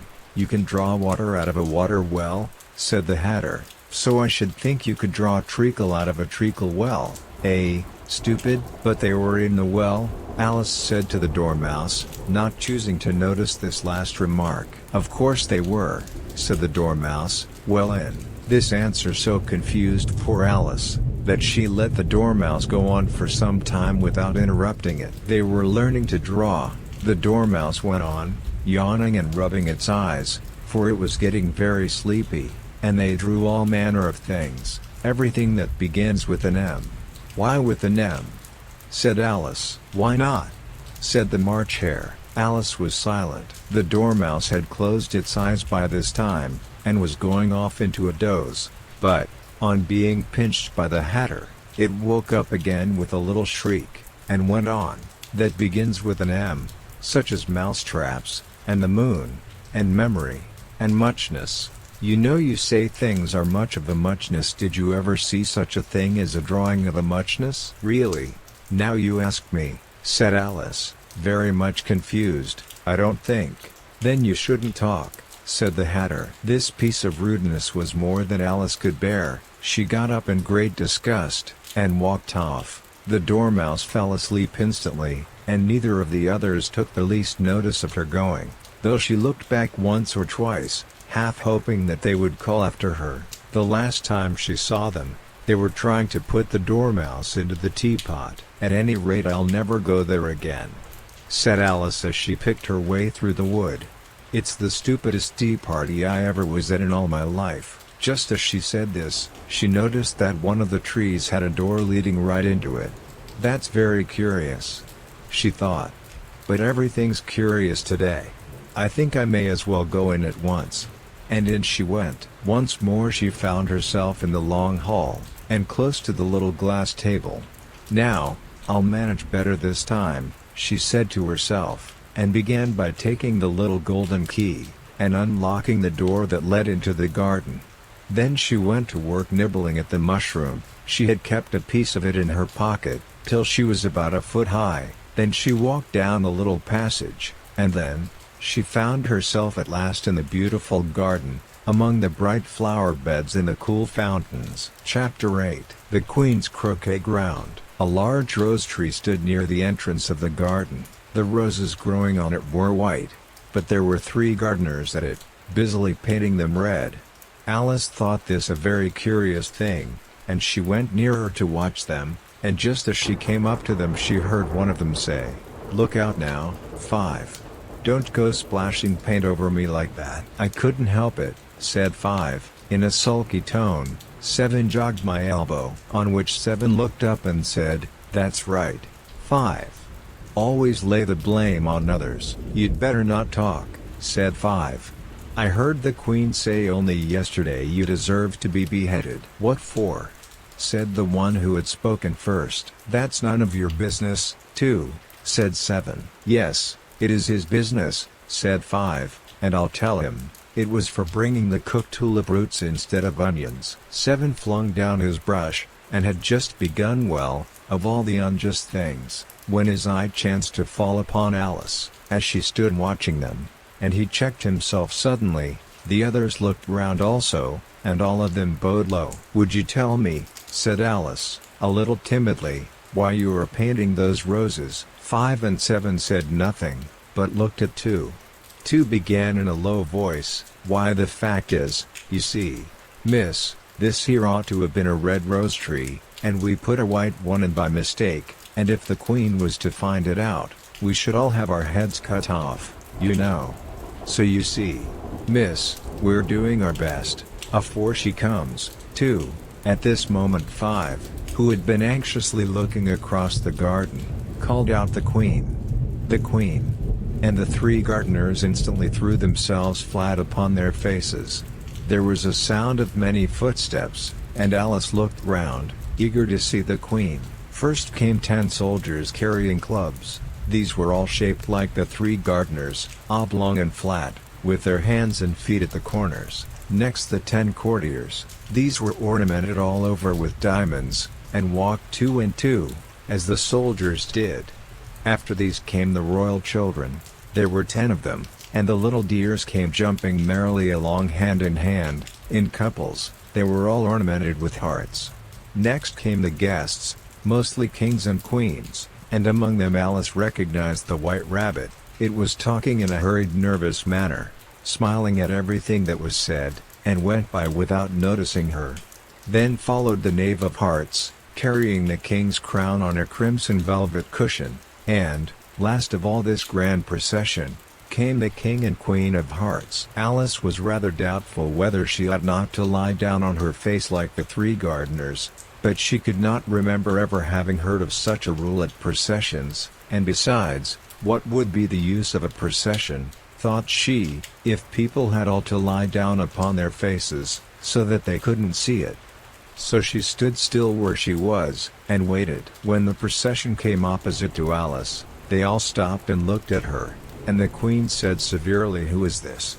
She said it to the Knave of Hearts, who only bowed and smiled in reply. "Idiot," said the Queen, tossing her head impatiently, and, turning to Alice, She went on, "What's your name, child?" "My name is Alice, so please your majesty," said Alice very politely, but she added, to herself, "Why, they're only a pack of cards, after all. I needn't be afraid of them." "And who are these?" said the queen, pointing to the 3 gardeners who were lying round the rose tree, for, you see, as they were lying on their faces, and the pattern on their backs was the same as the rest of the pack, she could not tell whether they were gardeners, or soldiers, or courtiers, or 3 of her own children. "How should I know?" said Alice, surprised at her own courage. "It's no business of mine." The queen turned crimson with fury, and, after glaring at her for a moment like a wild beast, screamed off with her head. "Off." "Nonsense," said Alice, very loudly and decidedly, and the queen was silent. The king laid his hand upon her arm, and timidly said, "Consider, my dear, she is only a child." The queen turned angrily away from him, and said to the knave, "Turn them over." The knave did so, very carefully, with one foot. "Get up," said the queen, in a shrill, loud voice, and the 3 gardeners instantly jumped up, and began bowing to the king, the queen, the royal children, and everybody else. "Leave off that!" screamed the queen. "You make me giddy." And then, turning to the rose tree, she went on, "What have you been doing here?" "May it please your majesty," said 2, in a very humble tone, going down on one knee as he spoke, "we were trying—" "I see," said the queen, who had meanwhile been examining the roses. "Off with their heads." And the procession moved on, 3 of the soldiers remaining behind to execute the unfortunate gardeners, who ran to Alice for protection. "You shan't be beheaded," said Alice, and she put them into a large flower pot that stood near. The 3 soldiers wandered about for a minute or 2, looking for them, and then quietly marched off after the others. "Are their heads off?" shouted the queen. "Their heads are gone, if it please your majesty," the soldiers shouted in reply. "That's right," shouted the queen. "Can you play croquet?" The soldiers were silent, and looked at Alice, as the question was evidently meant for her. "Yes," shouted Alice. "Come on, then," roared the queen, and Alice joined the procession, wondering very much what would happen next. It's a very fine day," said a timid voice at her side. She was walking by the white rabbit, who was peeping anxiously into her face. "Very," said Alice. "Where's the Duchess?" "Hush! Hush!" said the rabbit in a low, hurried tone. He looked anxiously over his shoulder as he spoke, and then raised himself upon tiptoe, put his mouth close to her ear, and whispered, "She's under sentence of execution." "What for?" said Alice. "Did you say what a pity?" the rabbit asked. "No, I didn't," said Alice. "I don't think it's at all a pity. I said what for?" "She boxed the queen's ears," the rabbit began. Alice gave a little scream of laughter. "Oh, hush!" the rabbit whispered in a frightened tone. "The queen will hear you. You see, she came rather late," and the queen said, "Get to your places," shouted the queen in a voice of thunder, and people began running about in all directions, tumbling up against each other. However, they got settled down in a minute or 2, and the game began. Alice thought she had never seen such a curious croquet ground in her life. It was all ridges and furrows, the balls were live hedgehogs, the mallets live flamingos, and the soldiers had to double themselves up and to stand on their hands and feet, to make the arches. The chief difficulty Alice found at first was in managing her flamingo. She succeeded in getting its body tucked away, comfortably enough, under her arm, with its legs hanging down, but generally, just as she had got its neck nicely straightened out, and was going to give the hedgehog a blow with its head, it would twist itself round and look up in her face, with such a puzzled expression that she could not help bursting out laughing, and when she had got its head down, and was going to begin again, it was very provoking to find that the hedgehog had unrolled itself, and was in the act of crawling away. Besides all this, there was generally a ridge or furrow in the way wherever she wanted to send the hedgehog to, and, as the doubled-up soldiers were always getting up and walking off to other parts of the ground, Alice soon came to the conclusion that it was a very difficult game indeed. The players all played at once without waiting for turns, quarreling all the while, and fighting for the hedgehogs, and in a very short time the queen was in a furious passion, and went stamping about, and shouting off with his head. Or off with her head. About once in a minute, Alice began to feel very uneasy. To be sure, she had not as yet had any dispute with the queen. But she knew that it might happen any minute, and then, thought she, what would become of me? They're dreadfully fond of beheading people here.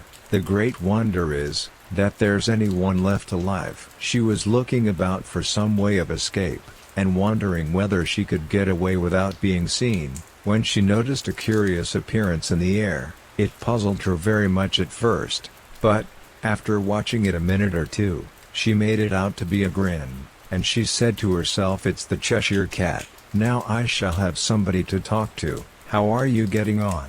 said the cat, as soon as there was mouth enough for it to speak with. Alice waited till the eyes appeared, and then nodded. "It's no use speaking to it," she thought, "till its ears have come, or at least one of them." In another minute the whole head appeared, and then Alice put down her flamingo, and began an account of the game, feeling very glad she had someone to listen to her. The cat seemed to think that there was enough of it now in sight, and no more of it appeared. "I don't think they play at all fairly," Alice began, in rather a complaining tone, "and they all quarrel so dreadfully one can't hear oneself speak, and they don't seem to have any rules in particular. At least, if there are, nobody attends to them, and you've no idea how confusing it is, all the things being alive. For instance, there's the arch I've got to go through next, walking about at the other end of the ground, and I should have croqueted the queen's hedgehog just now, only it ran away when it saw mine coming." "How do you like the queen?" said the cat in a low voice. "Not at all," said Alice, "she's so extremely—" Just then she noticed that the queen was close behind her, listening, so she went on, "likely to win, that it's hardly worthwhile finishing the game." The queen smiled and passed on. "Who are you talking to?" said the king, going up to Alice, and looking at the cat's head with great curiosity. "It's a friend of mine, a Cheshire cat," said Alice. "Allow me to introduce it." "I don't like the look of it at all," said the king. "However, it may kiss my hand if it likes." "I'd rather not," the cat remarked. "Don't be impertinent," said the king, "and don't look at me like that." He got behind Alice as he spoke. "A cat may look at a king," said Alice. "I've read that in some book, but I don't remember where." "Well, it must be removed," said the king very decidedly, and he called the queen, who was passing at the moment. "My dear, I wish you would have this cat removed." The queen had only one way of settling all difficulties, great or small. "Off with his head," she said, without even looking round. "I'll fetch the executioner myself," said the king eagerly, and he hurried off. Alice thought she might as well go back, and see how the game was going on, as she heard the queen's voice in the distance, screaming with passion. She had already heard her sentence 3 of the players to be executed for having missed their turns, and she did not like the look of things at all, as the game was in such confusion that she never knew whether it was her turn or not. So she went in search of her hedgehog. The hedgehog was engaged in a fight with another hedgehog, which seemed to Alice an excellent opportunity for croqueting one of them with the other. The only difficulty was, that her flamingo was gone across to the other side of the garden, where Alice could see it trying in a helpless sort of way to fly up into a tree. By the time she had caught the flamingo and brought it back, the fight was over, and both the hedgehogs were out of sight. "But it doesn't matter much," thought Alice, "as all the arches are gone from this side of the ground." So she tucked it away under her arm, that it might not escape again, and went back for a little more conversation with her friend. When she got back to the Cheshire Cat, she was surprised to find quite a large crowd collected round it. There was a dispute going on between the executioner, the king, and the queen, who were all talking at once, while all the rest were quite silent, and looked very uncomfortable. The moment Alice appeared, she was appealed to by all 3 to settle the question, and they repeated their arguments to her. though, as they all spoke at once, she found it very hard indeed to make out exactly what they said. The executioner's argument was that you couldn't cut off the head unless there was a body to cut it off from, that he had never had to do such a thing before, and he wasn't going to begin at his time of life. The king's argument was that anything that had a head could be beheaded, and that you weren't to talk nonsense. The queen's argument was that if something wasn't done about it in less than no time she'd have everybody executed, all round. It was this last remark that had made the whole party look so grave and anxious. Alice could think of nothing else to say but it belongs to the Duchess, you'd better ask her about it. She's in prison, the Queen said to the executioner, fetch her here. And the executioner went off like an arrow. The cat's head began fading away the moment he was gone. And, by the time he had come back with the Duchess, it had entirely disappeared. So the king and the executioner ran wildly up and down looking for it, while the rest of the party went back to the game. Chapter 9. The Mock Turtle's Story. You can't think how glad I am to see you again, you dear old thing, said the Duchess, as she tucked her arm affectionately into Alice's, and they walked off together. Alice was very glad to find her in such a pleasant temper, and thought to herself that perhaps it was only the pepper that had made her so savage when they met in the kitchen. When I'm a duchess, she said to herself, not in a very hopeful tone though, I won't have any pepper in my kitchen at all. Soup does very well without, maybe it's always pepper that makes people hot-tempered, she went on, very much pleased at having found out a new kind of rule, and vinegar that makes them sour, and chamomile that makes them bitter, and barley sugar and such things that make children sweet-tempered. I only wish people knew that, then they wouldn't be so stingy about it, you know. She had quite forgotten the Duchess by this time, and was a little startled when she heard her voice close to her ear. You're thinking about something, my dear, and that makes you forget to talk. I can't tell you just now what the moral of that is, but I shall remember it in a bit. Perhaps it hasn't one, Alice ventured to remark. Tut, child, said the Duchess. Everything's got a moral, if only you can find it. And she squeezed herself up closer to Alice's side as she spoke. Alice did not much like keeping so close to her. First, because the Duchess was very ugly, and secondly, because she was exactly the right height to rest her chin upon Alice's shoulder, and it was an uncomfortably sharp chin. However, she did not like to be rude, so she bore it as well as she could. The game's going on rather better now, she said, by way of keeping up the conversation a little. 'Tis so, said the Duchess, and the moral of that is, oh, 'tis love, that makes the world go round. Somebody said, Alice whispered, that it's done by everybody minding their own business. Ah, well. It means much the same thing, said the Duchess, digging her sharp little chin into Alice's shoulder as she added, and the moral of that is, take care of the sense, and the sounds will take care of themselves. How fond she is of finding morals in things. Alice thought to herself. I dare say you're wondering why I don't put my arm round your waist, the Duchess said after a pause. The reason is, that I'm doubtful about the temper of your flamingo. Shall I try the experiment? He might bite, Alice cautiously replied, not feeling at all anxious to have the experiment tried. Very true, said the Duchess, flamingos and mustard both bite. And the moral of that is, birds of a feather flock together. Only mustard isn't a bird, Alice remarked. Right, as usual, said the Duchess, what a clear way you have of putting things. It's a mineral, I think, said Alice. Of course it is, said the Duchess, who seemed ready to agree to everything that Alice said. There's a large mustard mine near here. And the moral of that is, the more there is of mine, the less there is of yours. Oh, I know, exclaimed Alice, who had not attended to this last remark. It's a vegetable.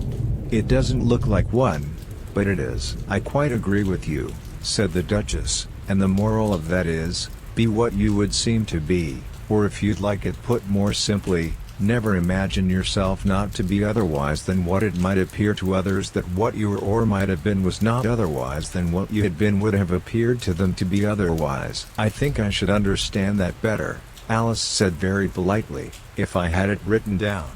But I can't quite follow it as you say it. That's nothing to what I could say if I chose, the Duchess replied, in a pleased tone. Pray don't trouble yourself to say it any longer than that, said Alice. Oh, don't talk about trouble, said the Duchess. I make you a present of everything I've said as yet. A cheap sort of present, thought Alice. I'm glad they don't give birthday presents like that. But she did not venture to say it out loud. Thinking again?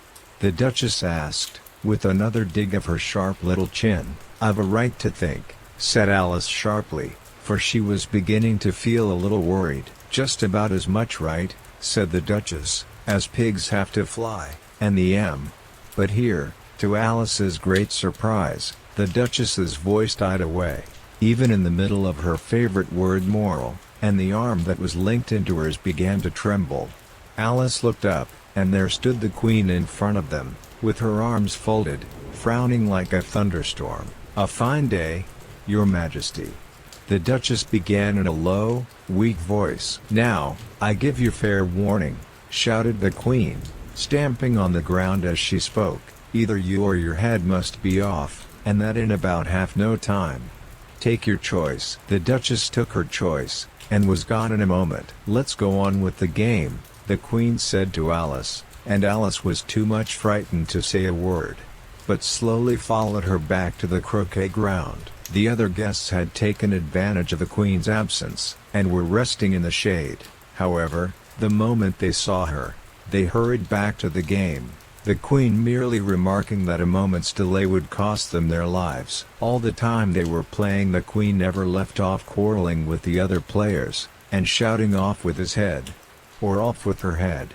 Those whom she sentenced were taken into custody by the soldiers, who of course had to leave off being arches to do this, so that by the end of half an hour or so there were no arches left, and all the players, except the King, the Queen, and Alice, were in custody and under sentence of execution. Then the Queen left off, quite out of breath, and said to Alice, "Have you seen the mock turtle yet?" "No," said Alice.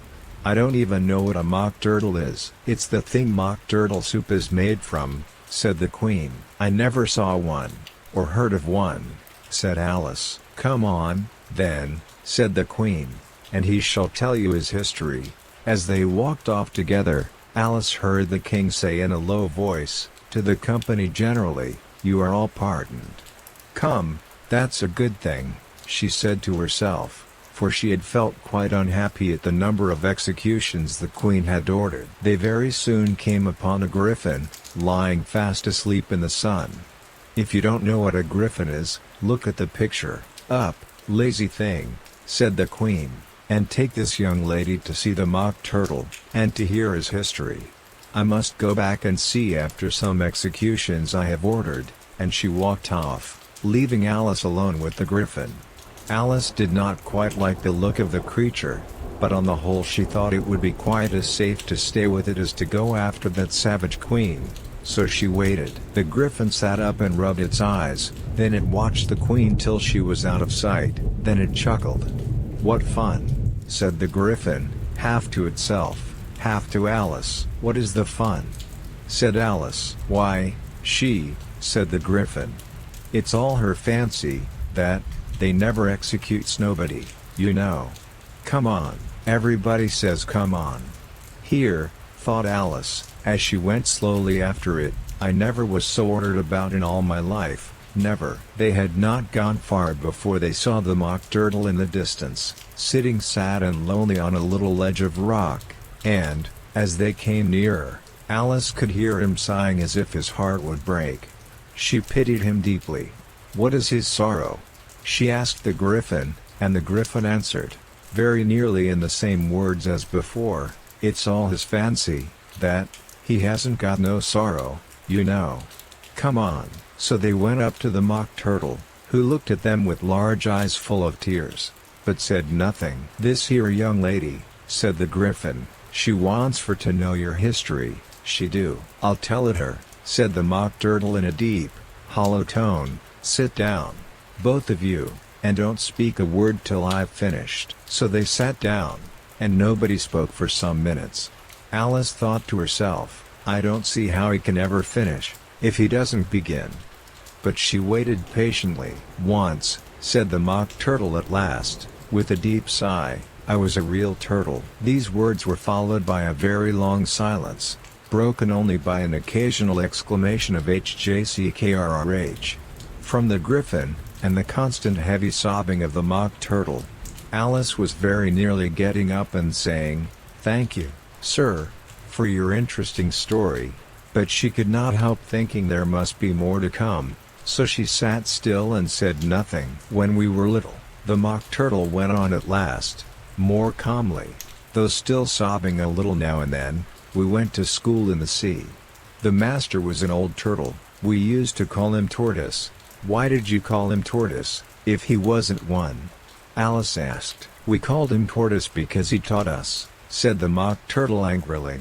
Really, you are very dull. You ought to be ashamed of yourself for asking such a simple question, added the Griffin, and then they both sat silent and looked at poor Alice, who felt ready to sink into the earth. At last the Griffin said to the Mock Turtle, Drive on, old fellow. Don't be all day about it.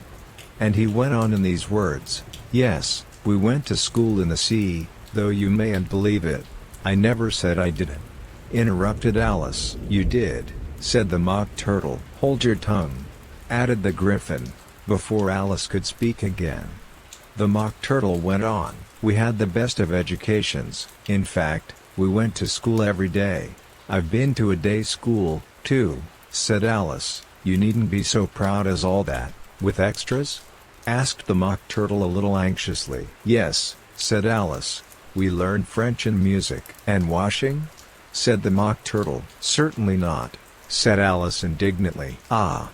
Then yours wasn't a really good school, said the Mock Turtle in a tone of great relief. Now at ours they had at the end of the bill, French, music, and washing, extra. You couldn't have wanted it much, said Alice. Living at the bottom of the sea, I couldn't afford to learn it, said the Mock Turtle with a sigh. I only took the regular course. What was that? Inquired Alice, reeling and writhing. Of course, to begin with, the Mock Turtle replied, and then the different branches of arithmetic, ambition, distraction, uglification, and derision. I never heard of uglification, Alice ventured to say. What is it? The Griffin lifted up both its paws in surprise. What? Never heard of uglifying, it exclaimed. You know what to beautify is, I suppose? Yes, said Alice doubtfully. It means, to make anything prettier. Well, then, the Griffin went on, if you don't know what to uglify is, you are a simpleton. Alice did not feel encouraged to ask any more questions about it, so she turned to the Mock Turtle, and said, What else had you to learn? Well, there was mystery, the Mock Turtle replied, counting off the subjects on his flappers, mystery, ancient and modern, with seaography, then drawing. The drawing master was an old conger eel, that used to come once a week. He taught us drawing, stretching, and fading in coils. What was that like? Said Alice. Well, I can't show it you myself, the Mock Turtle said, I'm too stiff. And the Griffin never learned it. Hadn't time, said the Griffin. I went to the classics master, though. He was an old crab, he was. I never went to him, the Mock Turtle said with a sigh. He taught laughing and grief, they used to say. So he did, said the Griffin, sighing in his turn, and both creatures hid their faces in their paws. And how many hours a day did you do lessons? Said Alice, in a hurry to change the subject. 10 hours the first day, said the Mock Turtle, 9 the next, and so on. What a curious plan, exclaimed Alice. That's the reason they're called lessons, the Griffin remarked. Because they lesson from day to day. This was quite a new idea to Alice, and she thought it over a little before she made her next remark. Then the 11th day must have been a holiday? Of course it was, said the Mock Turtle. And how did you manage on the 12th? Alice went on eagerly. "That's enough about lessons," the Griffin interrupted in a very decided tone. "Tell her something about the games now." Chapter 10, The Lobster Quadrille. The Mock Turtle sighed deeply, and drew the back of one flapper across his eyes. He looked at Alice, and tried to speak, but for a minute or two sobs choked his voice. "Same as if he had a bone in his throat," said the Griffin, and it set to work shaking him and punching him in the back. At last the Mock Turtle recovered his voice, and, with tears running down his cheeks, he went on again. "You may not have lived much under the sea." "I haven't," said Alice, "and perhaps you were never even introduced to a lobster." Alice began to say "I once tasted," but checked herself hastily, and said "No, never. So you can have no idea what a delightful thing a lobster quadrille is." "No, indeed," said Alice. "What sort of a dance is it?" "Why," said the Griffin, "you first form into a line along the seashore." "Two lines," cried the Mock Turtle. "Seals, turtles, salmon, and so on. Then, when you've cleared all the jellyfish out of the way." "That generally takes some time," interrupted the Griffin. "You advance twice, each with a lobster as a partner," cried the Griffin. "Of course," the Mock Turtle said, "advance twice, set to partners, change lobsters, and retire in same order," continued the Griffin. "Then, you know," the Mock Turtle went on, "you throw the lobsters," shouted the Griffin, with a bound into the air, "as far out to sea as you can." "Swim after them," screamed the Griffin. "Turn a somersault in the sea," cried the Mock Turtle, capering wildly about. "Change lobsters again," yelled the Griffin at the top of its voice. "Back to land again. And that's all the first figure," said the Mock Turtle, suddenly dropping his voice, and the two creatures, who had been jumping about like mad things all this time, sat down again very sadly and quietly, and looked at Alice. "It must be a very pretty dance," said Alice timidly. "Would you like to see a little of it?" said the Mock Turtle. "Very much indeed," said Alice. "Come, let's try the first figure," said the Mock Turtle to the Griffin. "We can do without lobsters, you know. Which shall sing?" "Oh, you sing," said the Griffin. "I've forgotten the words." So they began solemnly dancing round and round Alice, every now and then treading on her toes when they passed too close, and waving their forepaws to mark the time, while the Mock Turtle sang this, very slowly and sadly. "Will you walk a little faster?" said a whiting to a snail. "There's a porpoise close behind us, and he's treading on my tail." See how eagerly the lobsters and the turtles all advance. They are waiting on the shingle. "Will you come and join the dance?" "Will you? Won't you? Will you? Won't you? Will you join the dance?" "Will you? Won't you? Will you? Won't you? Won't you join the dance?" You can really have no notion how delightful it will be when they take us up and throw us, with the lobsters, out to sea. But the snail replied, "Too far, too far," and gave a look askance. Said he thanked the whiting kindly, but he would not join the dance. Would not, could not, would not, could not, would not join the dance. Would not, could not, would not, could not join the dance. What matters it how far we go? His scaly friend replied, "There is another shore, you know, upon the other side. The further out from England the nearer is to France. Then turn not pale, beloved snail, but come and join the dance." "Will you? Won't you? Will you? Won't you? Will you join the dance?" "Will you? Won't you? Will you? Won't you? Won't you join the dance?" "Thank you. It's a very interesting dance to watch," said Alice, feeling very glad that it was over at last, "and I do so like that curious song about the whiting." "Oh, as to the whiting," said the Mock Turtle, you've seen them, of course?" "Yes," said Alice, "I've often seen them at Din." She checked herself hastily. "I don't know where Din may be," said the Mock Turtle, "but if you've seen them so often, of course you know what they're like." "I believe so," Alice replied thoughtfully. "They have their tails in their mouths, and they're all over crumbs." "You're wrong about the crumbs," said the Mock Turtle. "Crumbs would all wash off in the sea. But they have their tails in their mouths. And the reason is, here the Mock Turtle yawned and shut his eyes. Tell her about the reason and all that, he said to the Griffin. The reason is, said the Griffin, that they would go with the lobsters to the dance. So they got thrown out to sea. So they had to fall a long way. So they got their tails fast in their mouths.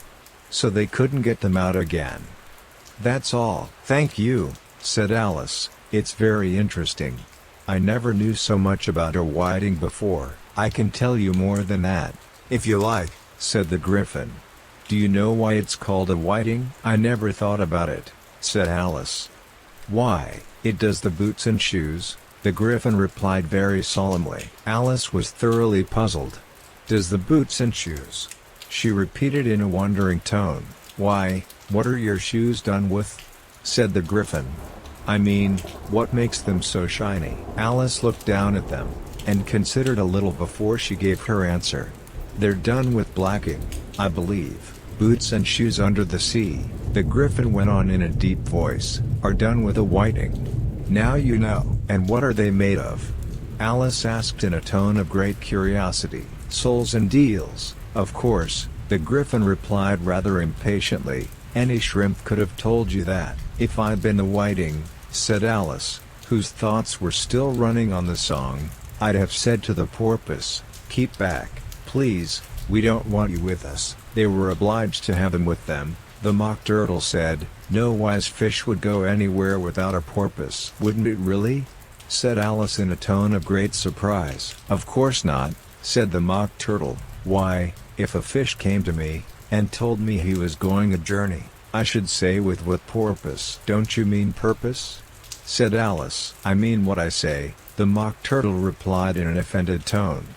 And the Griffin added, come, let's hear some of your adventures. I could tell you my adventures, beginning from this morning, said Alice a little timidly, but it's no use going back to yesterday, because I was a different person then.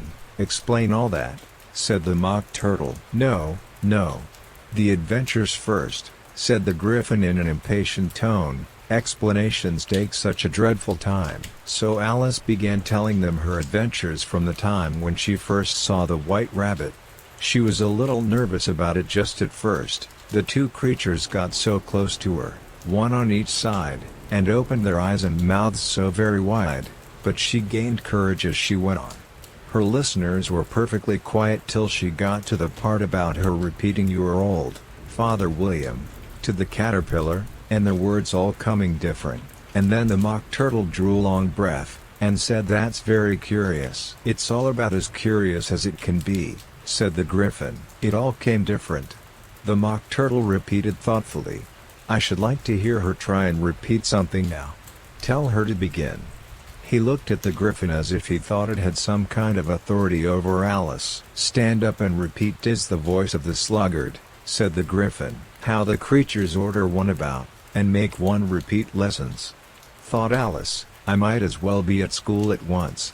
However, she got up, and began to repeat it, but her head was so full of the lobster quadrille, that she hardly knew what she was saying, and the words came very queer indeed.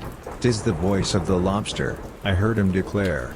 "You have baked me too brown, I must sugar my hair." As a duck with its eyelids, so he with his nose trims his belt and his buttons, and turns out his toes. Later editions continued as follows. When the sands are all dry, he is gay as a lark, and will talk in contemptuous tones of the shark, but, when the tide rises and sharks are around, his voice has a timid and tremulous sound. "That's different from what I used to say when I was a child," said the Griffin. "Well, I never heard it before," said the Mock Turtle, "but it sounds uncommon nonsense." Alice said nothing. She had sat down with her face in her hands, wondering if anything would ever happen in a natural way again.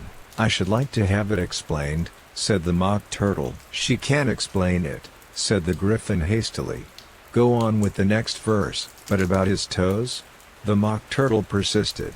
"How could he turn them out with his nose, you know? It's the first position in dancing," Alice said, but was dreadfully puzzled by the whole thing, and longed to change the subject. "Go on with the next verse," the Griffin repeated impatiently. It begins I passed by his garden. Alice did not dare to disobey, though she felt sure it would all come wrong. And she went on in a trembling voice, I passed by his garden, and marked, with one eye, how the owl and the panther were sharing a pie. Later editions continued as follows. The panther took pie crust, and gravy, and meat, while the owl had the dish as its share of the treat. When the pie was all finished, the owl, as a boon, was kindly permitted to pocket the spoon, while the panther received knife and fork with a growl, and concluded the banquet. What is the use of repeating all that stuff? The Mock Turtle interrupted, if you don't explain it as you go on. It's by far the most confusing thing I ever heard. Yes, I think you'd better leave off, said the Griffin, and Alice was only too glad to do so. Shall we try another figure of the lobster quadrille? The Griffin went on. Or would you like the Mock Turtle to sing you a song? Oh, a song, please, if the Mock Turtle would be so kind, Alice replied, so eagerly that the Griffin said, in a rather offended tone, no accounting for tastes. Sing her turtle soup, will you, old fellow? The Mock Turtle sighed deeply, and began, in a voice sometimes choked with sobs, to sing this beautiful soup, so rich and green, waiting in a hot tureen, who for such dainties would not stoop. Soup of the evening, beautiful soup. Soup of the evening, beautiful soup. Beau, ootiful soup, oop, beau, ootiful soup, oop, oop of the evening, beautiful, beautiful soup. Beautiful soup. Who cares for fish, game, or any other dish? Who would not give all else for 2p? Anyworth only a beautiful soup. Pennyworth only a beautiful soup. Beau, ootiful soup, oop, beau, ootiful soup, oop of the evening, beautiful, beauty, fool soup. Chorus again, cried the Griffin, and the Mock Turtle had just begun to repeat it, when a cry of the trial's beginning was heard in the distance. Come on, cried the Griffin, and, taking Alice by the hand, it hurried off, without waiting for the end of the song. What trial is it? Alice panted as she ran, but the Griffin only answered come on, and ran the faster, while more and more faintly came, carried on the breeze that followed them, the melancholy words, soup of the evening, beautiful, beautiful soup. Chapter 11. Who stole the tarts? The King and Queen of Hearts were seated on their throne when they arrived, with a great crowd assembled about them, all sorts of little birds and beasts, as well as the whole pack of cards. The knave was standing before them, in chains, with a soldier on each side to guard him, and near the king was the White Rabbit, with a trumpet in one hand, and a scroll of parchment in the other. In the very middle of the court was a table, with a large dish of tarts upon it. They looked so good, that it made Alice quite hungry to look at them. I wish they'd get the trial done, she thought, and hand round the refreshments. But there seemed to be no chance of this, so she began looking at everything about her, to pass away the time. Alice had never been in a court of justice before, but she had read about them in books, and she was quite pleased to find that she knew the name of nearly everything there. That's the judge, she said to herself, because of his great wig. The judge, by the way, was the king, and as he wore his crown over the wig, look at the frontispiece if you want to see how he did it. He did not look at all comfortable, and it was certainly not becoming. And that's the jury box, thought Alice, and those 12 creatures, she was obliged to say creatures, you see, because some of them were animals, and some were birds. I suppose they are the jurors.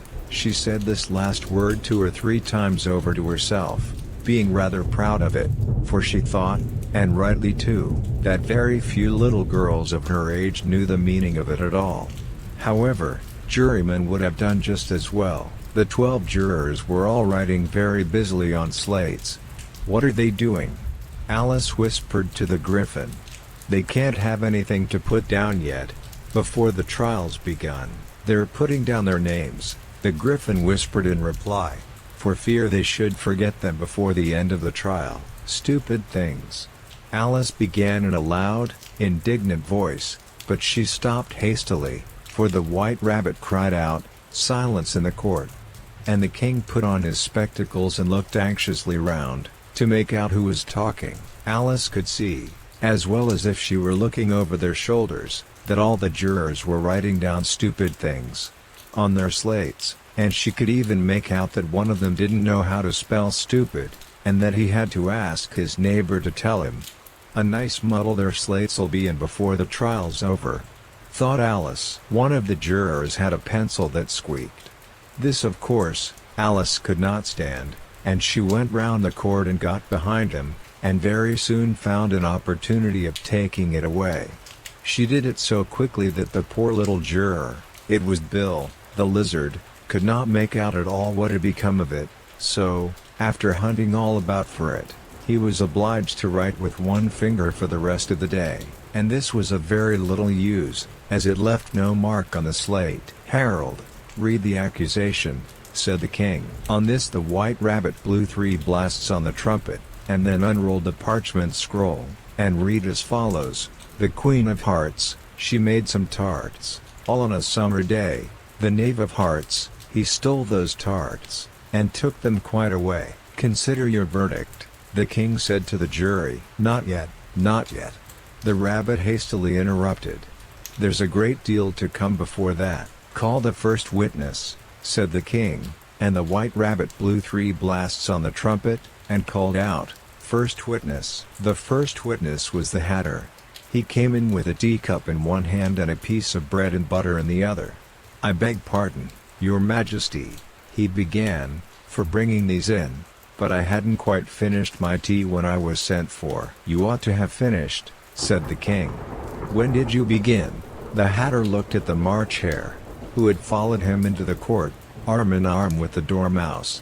14th of March, I think it was," he said. 15th, said the March Hare. 16th, added the Dormouse. "Write that down," the king said to the jury, and the jury eagerly wrote down all 3 dates on their slates, and then added them up, and reduced the answer to shillings and pence. "Take off your hat," the king said to the Hatter. "It isn't mine," said the Hatter. "Stolen!" the king exclaimed, turning to the jury, who instantly made a memorandum of the fact. "I keep them to sell," the Hatter added as an explanation. "I've none of my own. I'm a Hatter." Here the Queen put on her spectacles, and began staring at the Hatter, who turned pale and fidgeted. "Give your evidence," said the king, "and don't be nervous, or I'll have you executed on the spot." This did not seem to encourage the witness at all.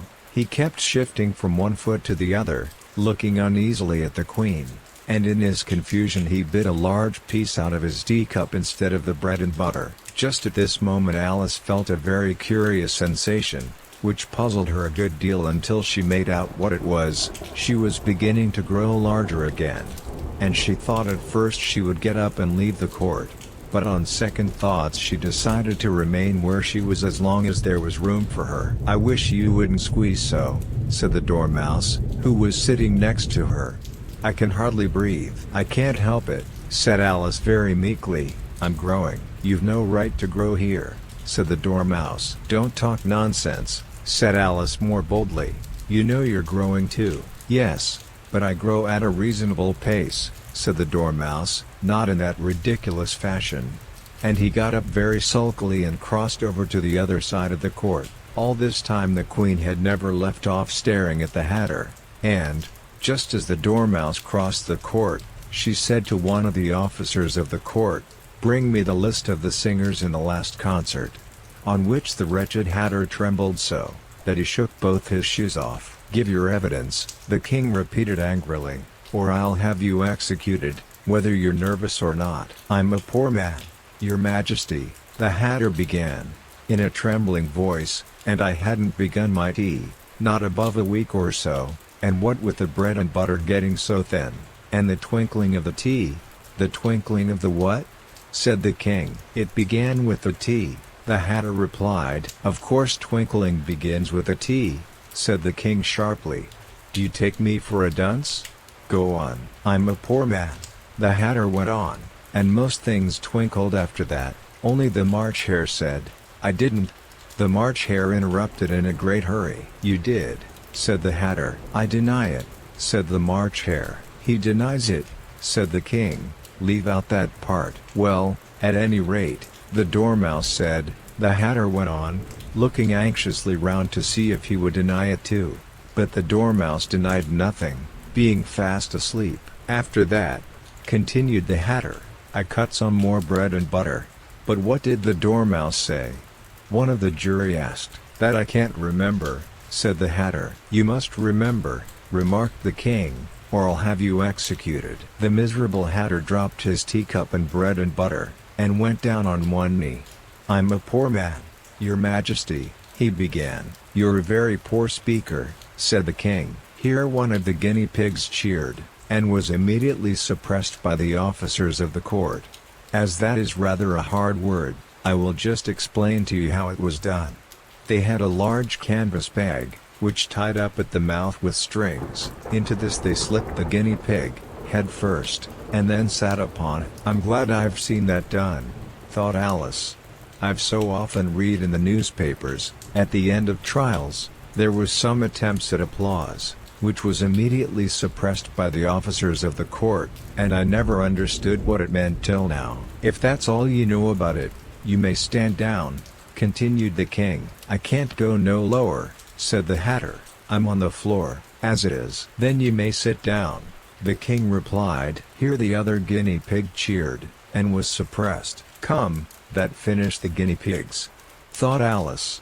"Now we shall get on better." "I'd rather finish my tea," said the Hatter, with an anxious look at the queen, who was reading a list of singers. "You may go," said the king, and the Hatter hurriedly left the court, without even waiting to put his shoes on. "And just take his head off outside," the queen added to one of the officers. But the Hatter was out of sight before the officer could get to the door. "Call the next witness," said the king. The next witness was the Duchess's cook. She carried the pepper box in her hand, and Alice guessed who it was, even before she got into the court, by the way the people near the door began sneezing all at once. "Give your evidence," said the king. "Shan't," said the cook. The king looked anxiously at the White Rabbit, who said in a low voice, "Your Majesty must cross-examine this witness." "Well, if I must, I must," the king said, with a melancholy air, and, after folding his arms and frowning at the cook till his eyes were nearly out of sight, he said in a deep voice, "What are tarts made of?" "Pepper, mostly," said the cook. "Treacle," said a sleepy voice behind her. "Collar that dormouse," the queen shrieked out. "Behead that dormouse. Turn that dormouse out of court. Suppress him. Pinch him. Off with his whiskers." For some minutes the whole court was in confusion, getting the dormouse turned out, and, by the time they had settled down again, the cook had disappeared. "Never mind," said the king, with an air of great relief. "Call the next witness." And he added in an undertone to the queen, "Really, my dear, you must cross-examine the next witness.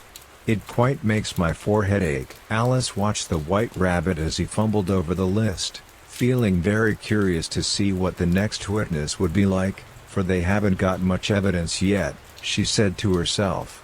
Imagine her surprise, when the White Rabbit read out, at the top of his shrill little voice, the name Alice. Chapter 12. Alice's Evidence. "Here," cried Alice, quite forgetting in the flurry of the moment how large she had grown in the last few minutes, and she jumped up in such a hurry that she tipped over the jury box with the edge of her skirt, upsetting all the jurymen onto the heads of the crowd below, and there they lay sprawling about, reminding her very much of a globe of goldfish she had accidentally upset the week before. "Oh, I beg your pardon," she exclaimed in a tone of great dismay, and began picking them up again as quickly as she could, for the accident of the goldfish kept running in her head, and she had a vague sort of idea that they must be collected at once and put back into the jury box, or they would die. "The trial cannot proceed," said the king in a very grave voice, "until all the jurymen are back in their proper places. All,"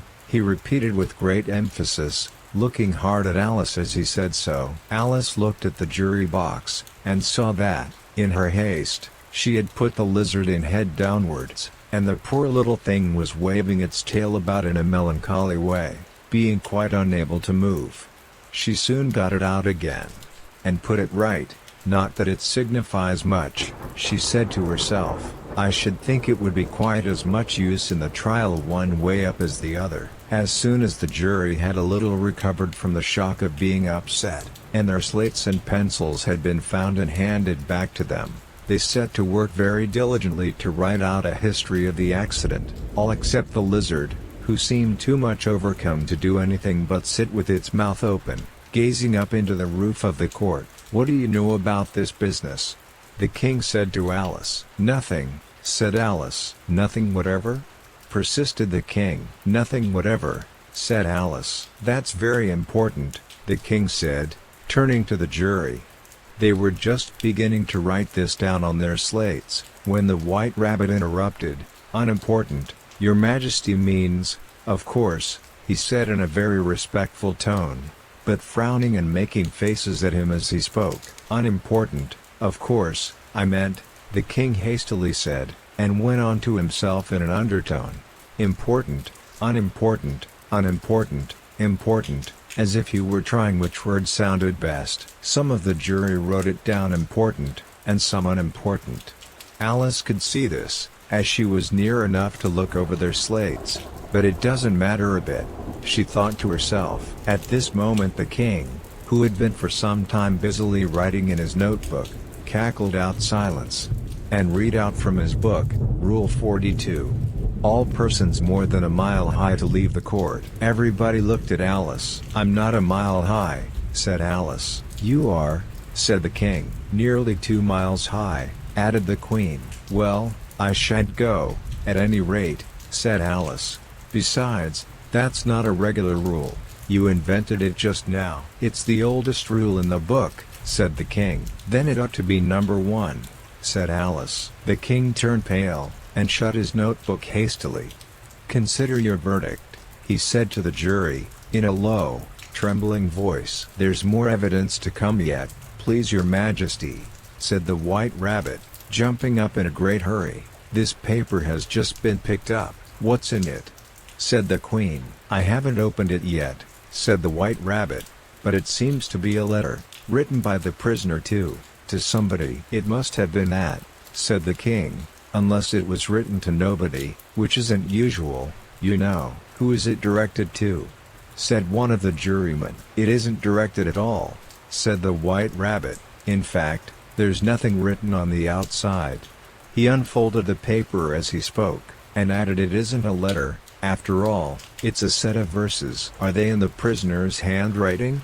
Asked another of the jurymen. No, they're not, said the White Rabbit, and that's the queerest thing about it. The jury all looked puzzled. He must have imitated somebody else's hand, said the king. The jury all brightened up again. Please your majesty, said the knave, I didn't write it, and they can't prove I did. There's no name signed at the end. If you didn't sign it, said the king, that only makes the matter worse. You must have meant some mischief, or else you'd have signed your name like an honest man. There was a general clapping of hands at this. It was the first really clever thing the king had said that day. That proves his guilt, said the queen. It proves nothing of the sort, said Alice. Why, you don't even know what they're about. Read them, said the king. The White Rabbit put on his spectacles. Where shall I begin, please your majesty?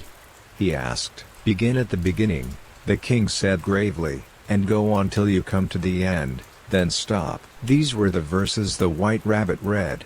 They told me you had been to her, and mentioned me to him. She gave me a good character, but said I could not swim. He sent them word I had not gone. We know it to be true. If she should push the matter on, what would become of you? I gave her 1, they gave him 2. You gave us 3 or more. They all returned from him to you, though they were mine before. If I or she should chance to be involved in this affair, he trusts to you to set them free, exactly as we were. My notion was that you had been, before she had this fit, an obstacle that came between him and ourselves, and it. Don't let him know she liked them best, for this must ever be a secret, kept from all the rest, between yourself and me. That's the most important piece of evidence we've heard yet, said the king. rubbing his hands. "So now let the jury, if any one of them can explain it," said Alice. She had grown so large in the last few minutes that she wasn't a bit afraid of interrupting him. "I'll give him sixpence. I don't believe there's an atom of meaning in it." The jury all wrote down on their slates, "She doesn't believe there's an atom of meaning in it," but none of them attempted to explain the paper. "If there's no meaning in it," said the king, "that saves a world of trouble, you know, as we needn't try to find any. And yet I don't know," he went on, spreading out the verses on his knee, and looking at them with one eye, "I seem to see some meaning in them, after all. Said I could not swim. You can't swim, can you?" he added, turning to the knave. The knave shook his head sadly. "Do I look like it?" he said. Which he certainly did not, being made entirely of cardboard. "All right, so far," said the king, and he went on muttering over the verses to himself. "We know it to be true.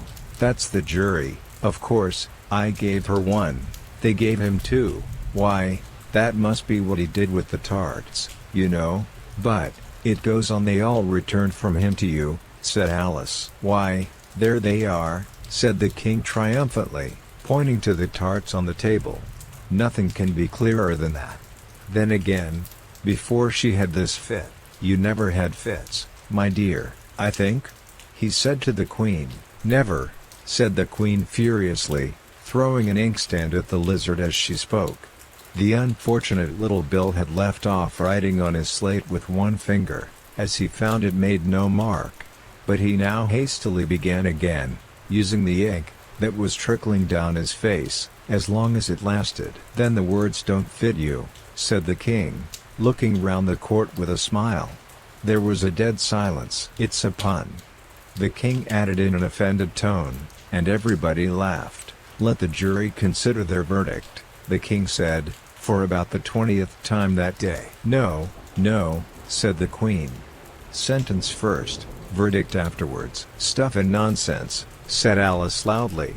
"The idea of having the sentence first." "Hold your tongue," said the queen, turning purple. "I won't," said Alice. "Off with her head," the queen shouted at the top of her voice. Nobody moved. "Who cares for you?" said Alice. She had grown to her full size by this time. "You're nothing but a pack of cards." At this the whole pack rose up into the air, and came flying down upon her. She gave a little scream, half of fright and half of anger, and tried to beat them off, and found herself lying on the bank, with her head in the lap of her sister, who was gently brushing away some dead leaves that had fluttered down from the trees upon her face. "Wake up, Alice dear," said her sister. "Why, what a long sleep you've had." "Oh, I've had such a curious dream," said Alice, and she told her sister, as well as she could remember them, all these strange adventures of hers that you have just been reading about. And when she had finished, her sister kissed her, and said, "It was a curious dream, dear." "Certainly, but now run into your tea, it's getting late." So Alice got up and ran off, thinking while she ran, as well she might, what a wonderful dream it had been. But her sister sat still just as she left her, leaning her head on her hand, watching the setting sun, and thinking of little Alice and all her wonderful adventures, till she too began dreaming after her fashion. And this was her dream. First, she dreamed of little Alice herself, and once again the tiny hands were clasped upon her knee, and the bright eager eyes were looking up into hers. She could hear the very tones of her voice, and see that queer little toss of her head to keep back the wandering hair that would always get into her eyes. And still as she listened, or seemed to listen, the whole place around her became alive with the strange creatures of her little sister's dream. The long grass rustled at her feet as the white rabbit hurried by. The frightened mouse splashed his way through the neighboring pool. She could hear the rattle of the teacups as the March Hare and his friends shared their never-ending meal, and the shrill voice of the queen ordering off her unfortunate guests to execution. Once more the pig baby was sneezing on the Duchess's knee, while plates and dishes crashed around it. Once more the shriek of the griffin, the squeaking of the lizard's slate pencil, and the choking of the suppressed guinea pigs, filled the air, mixed up with the distant sobs of the miserable mock turtle. So she sat on, with closed eyes, and half believed herself in Wonderland, though she knew she had but to open them again.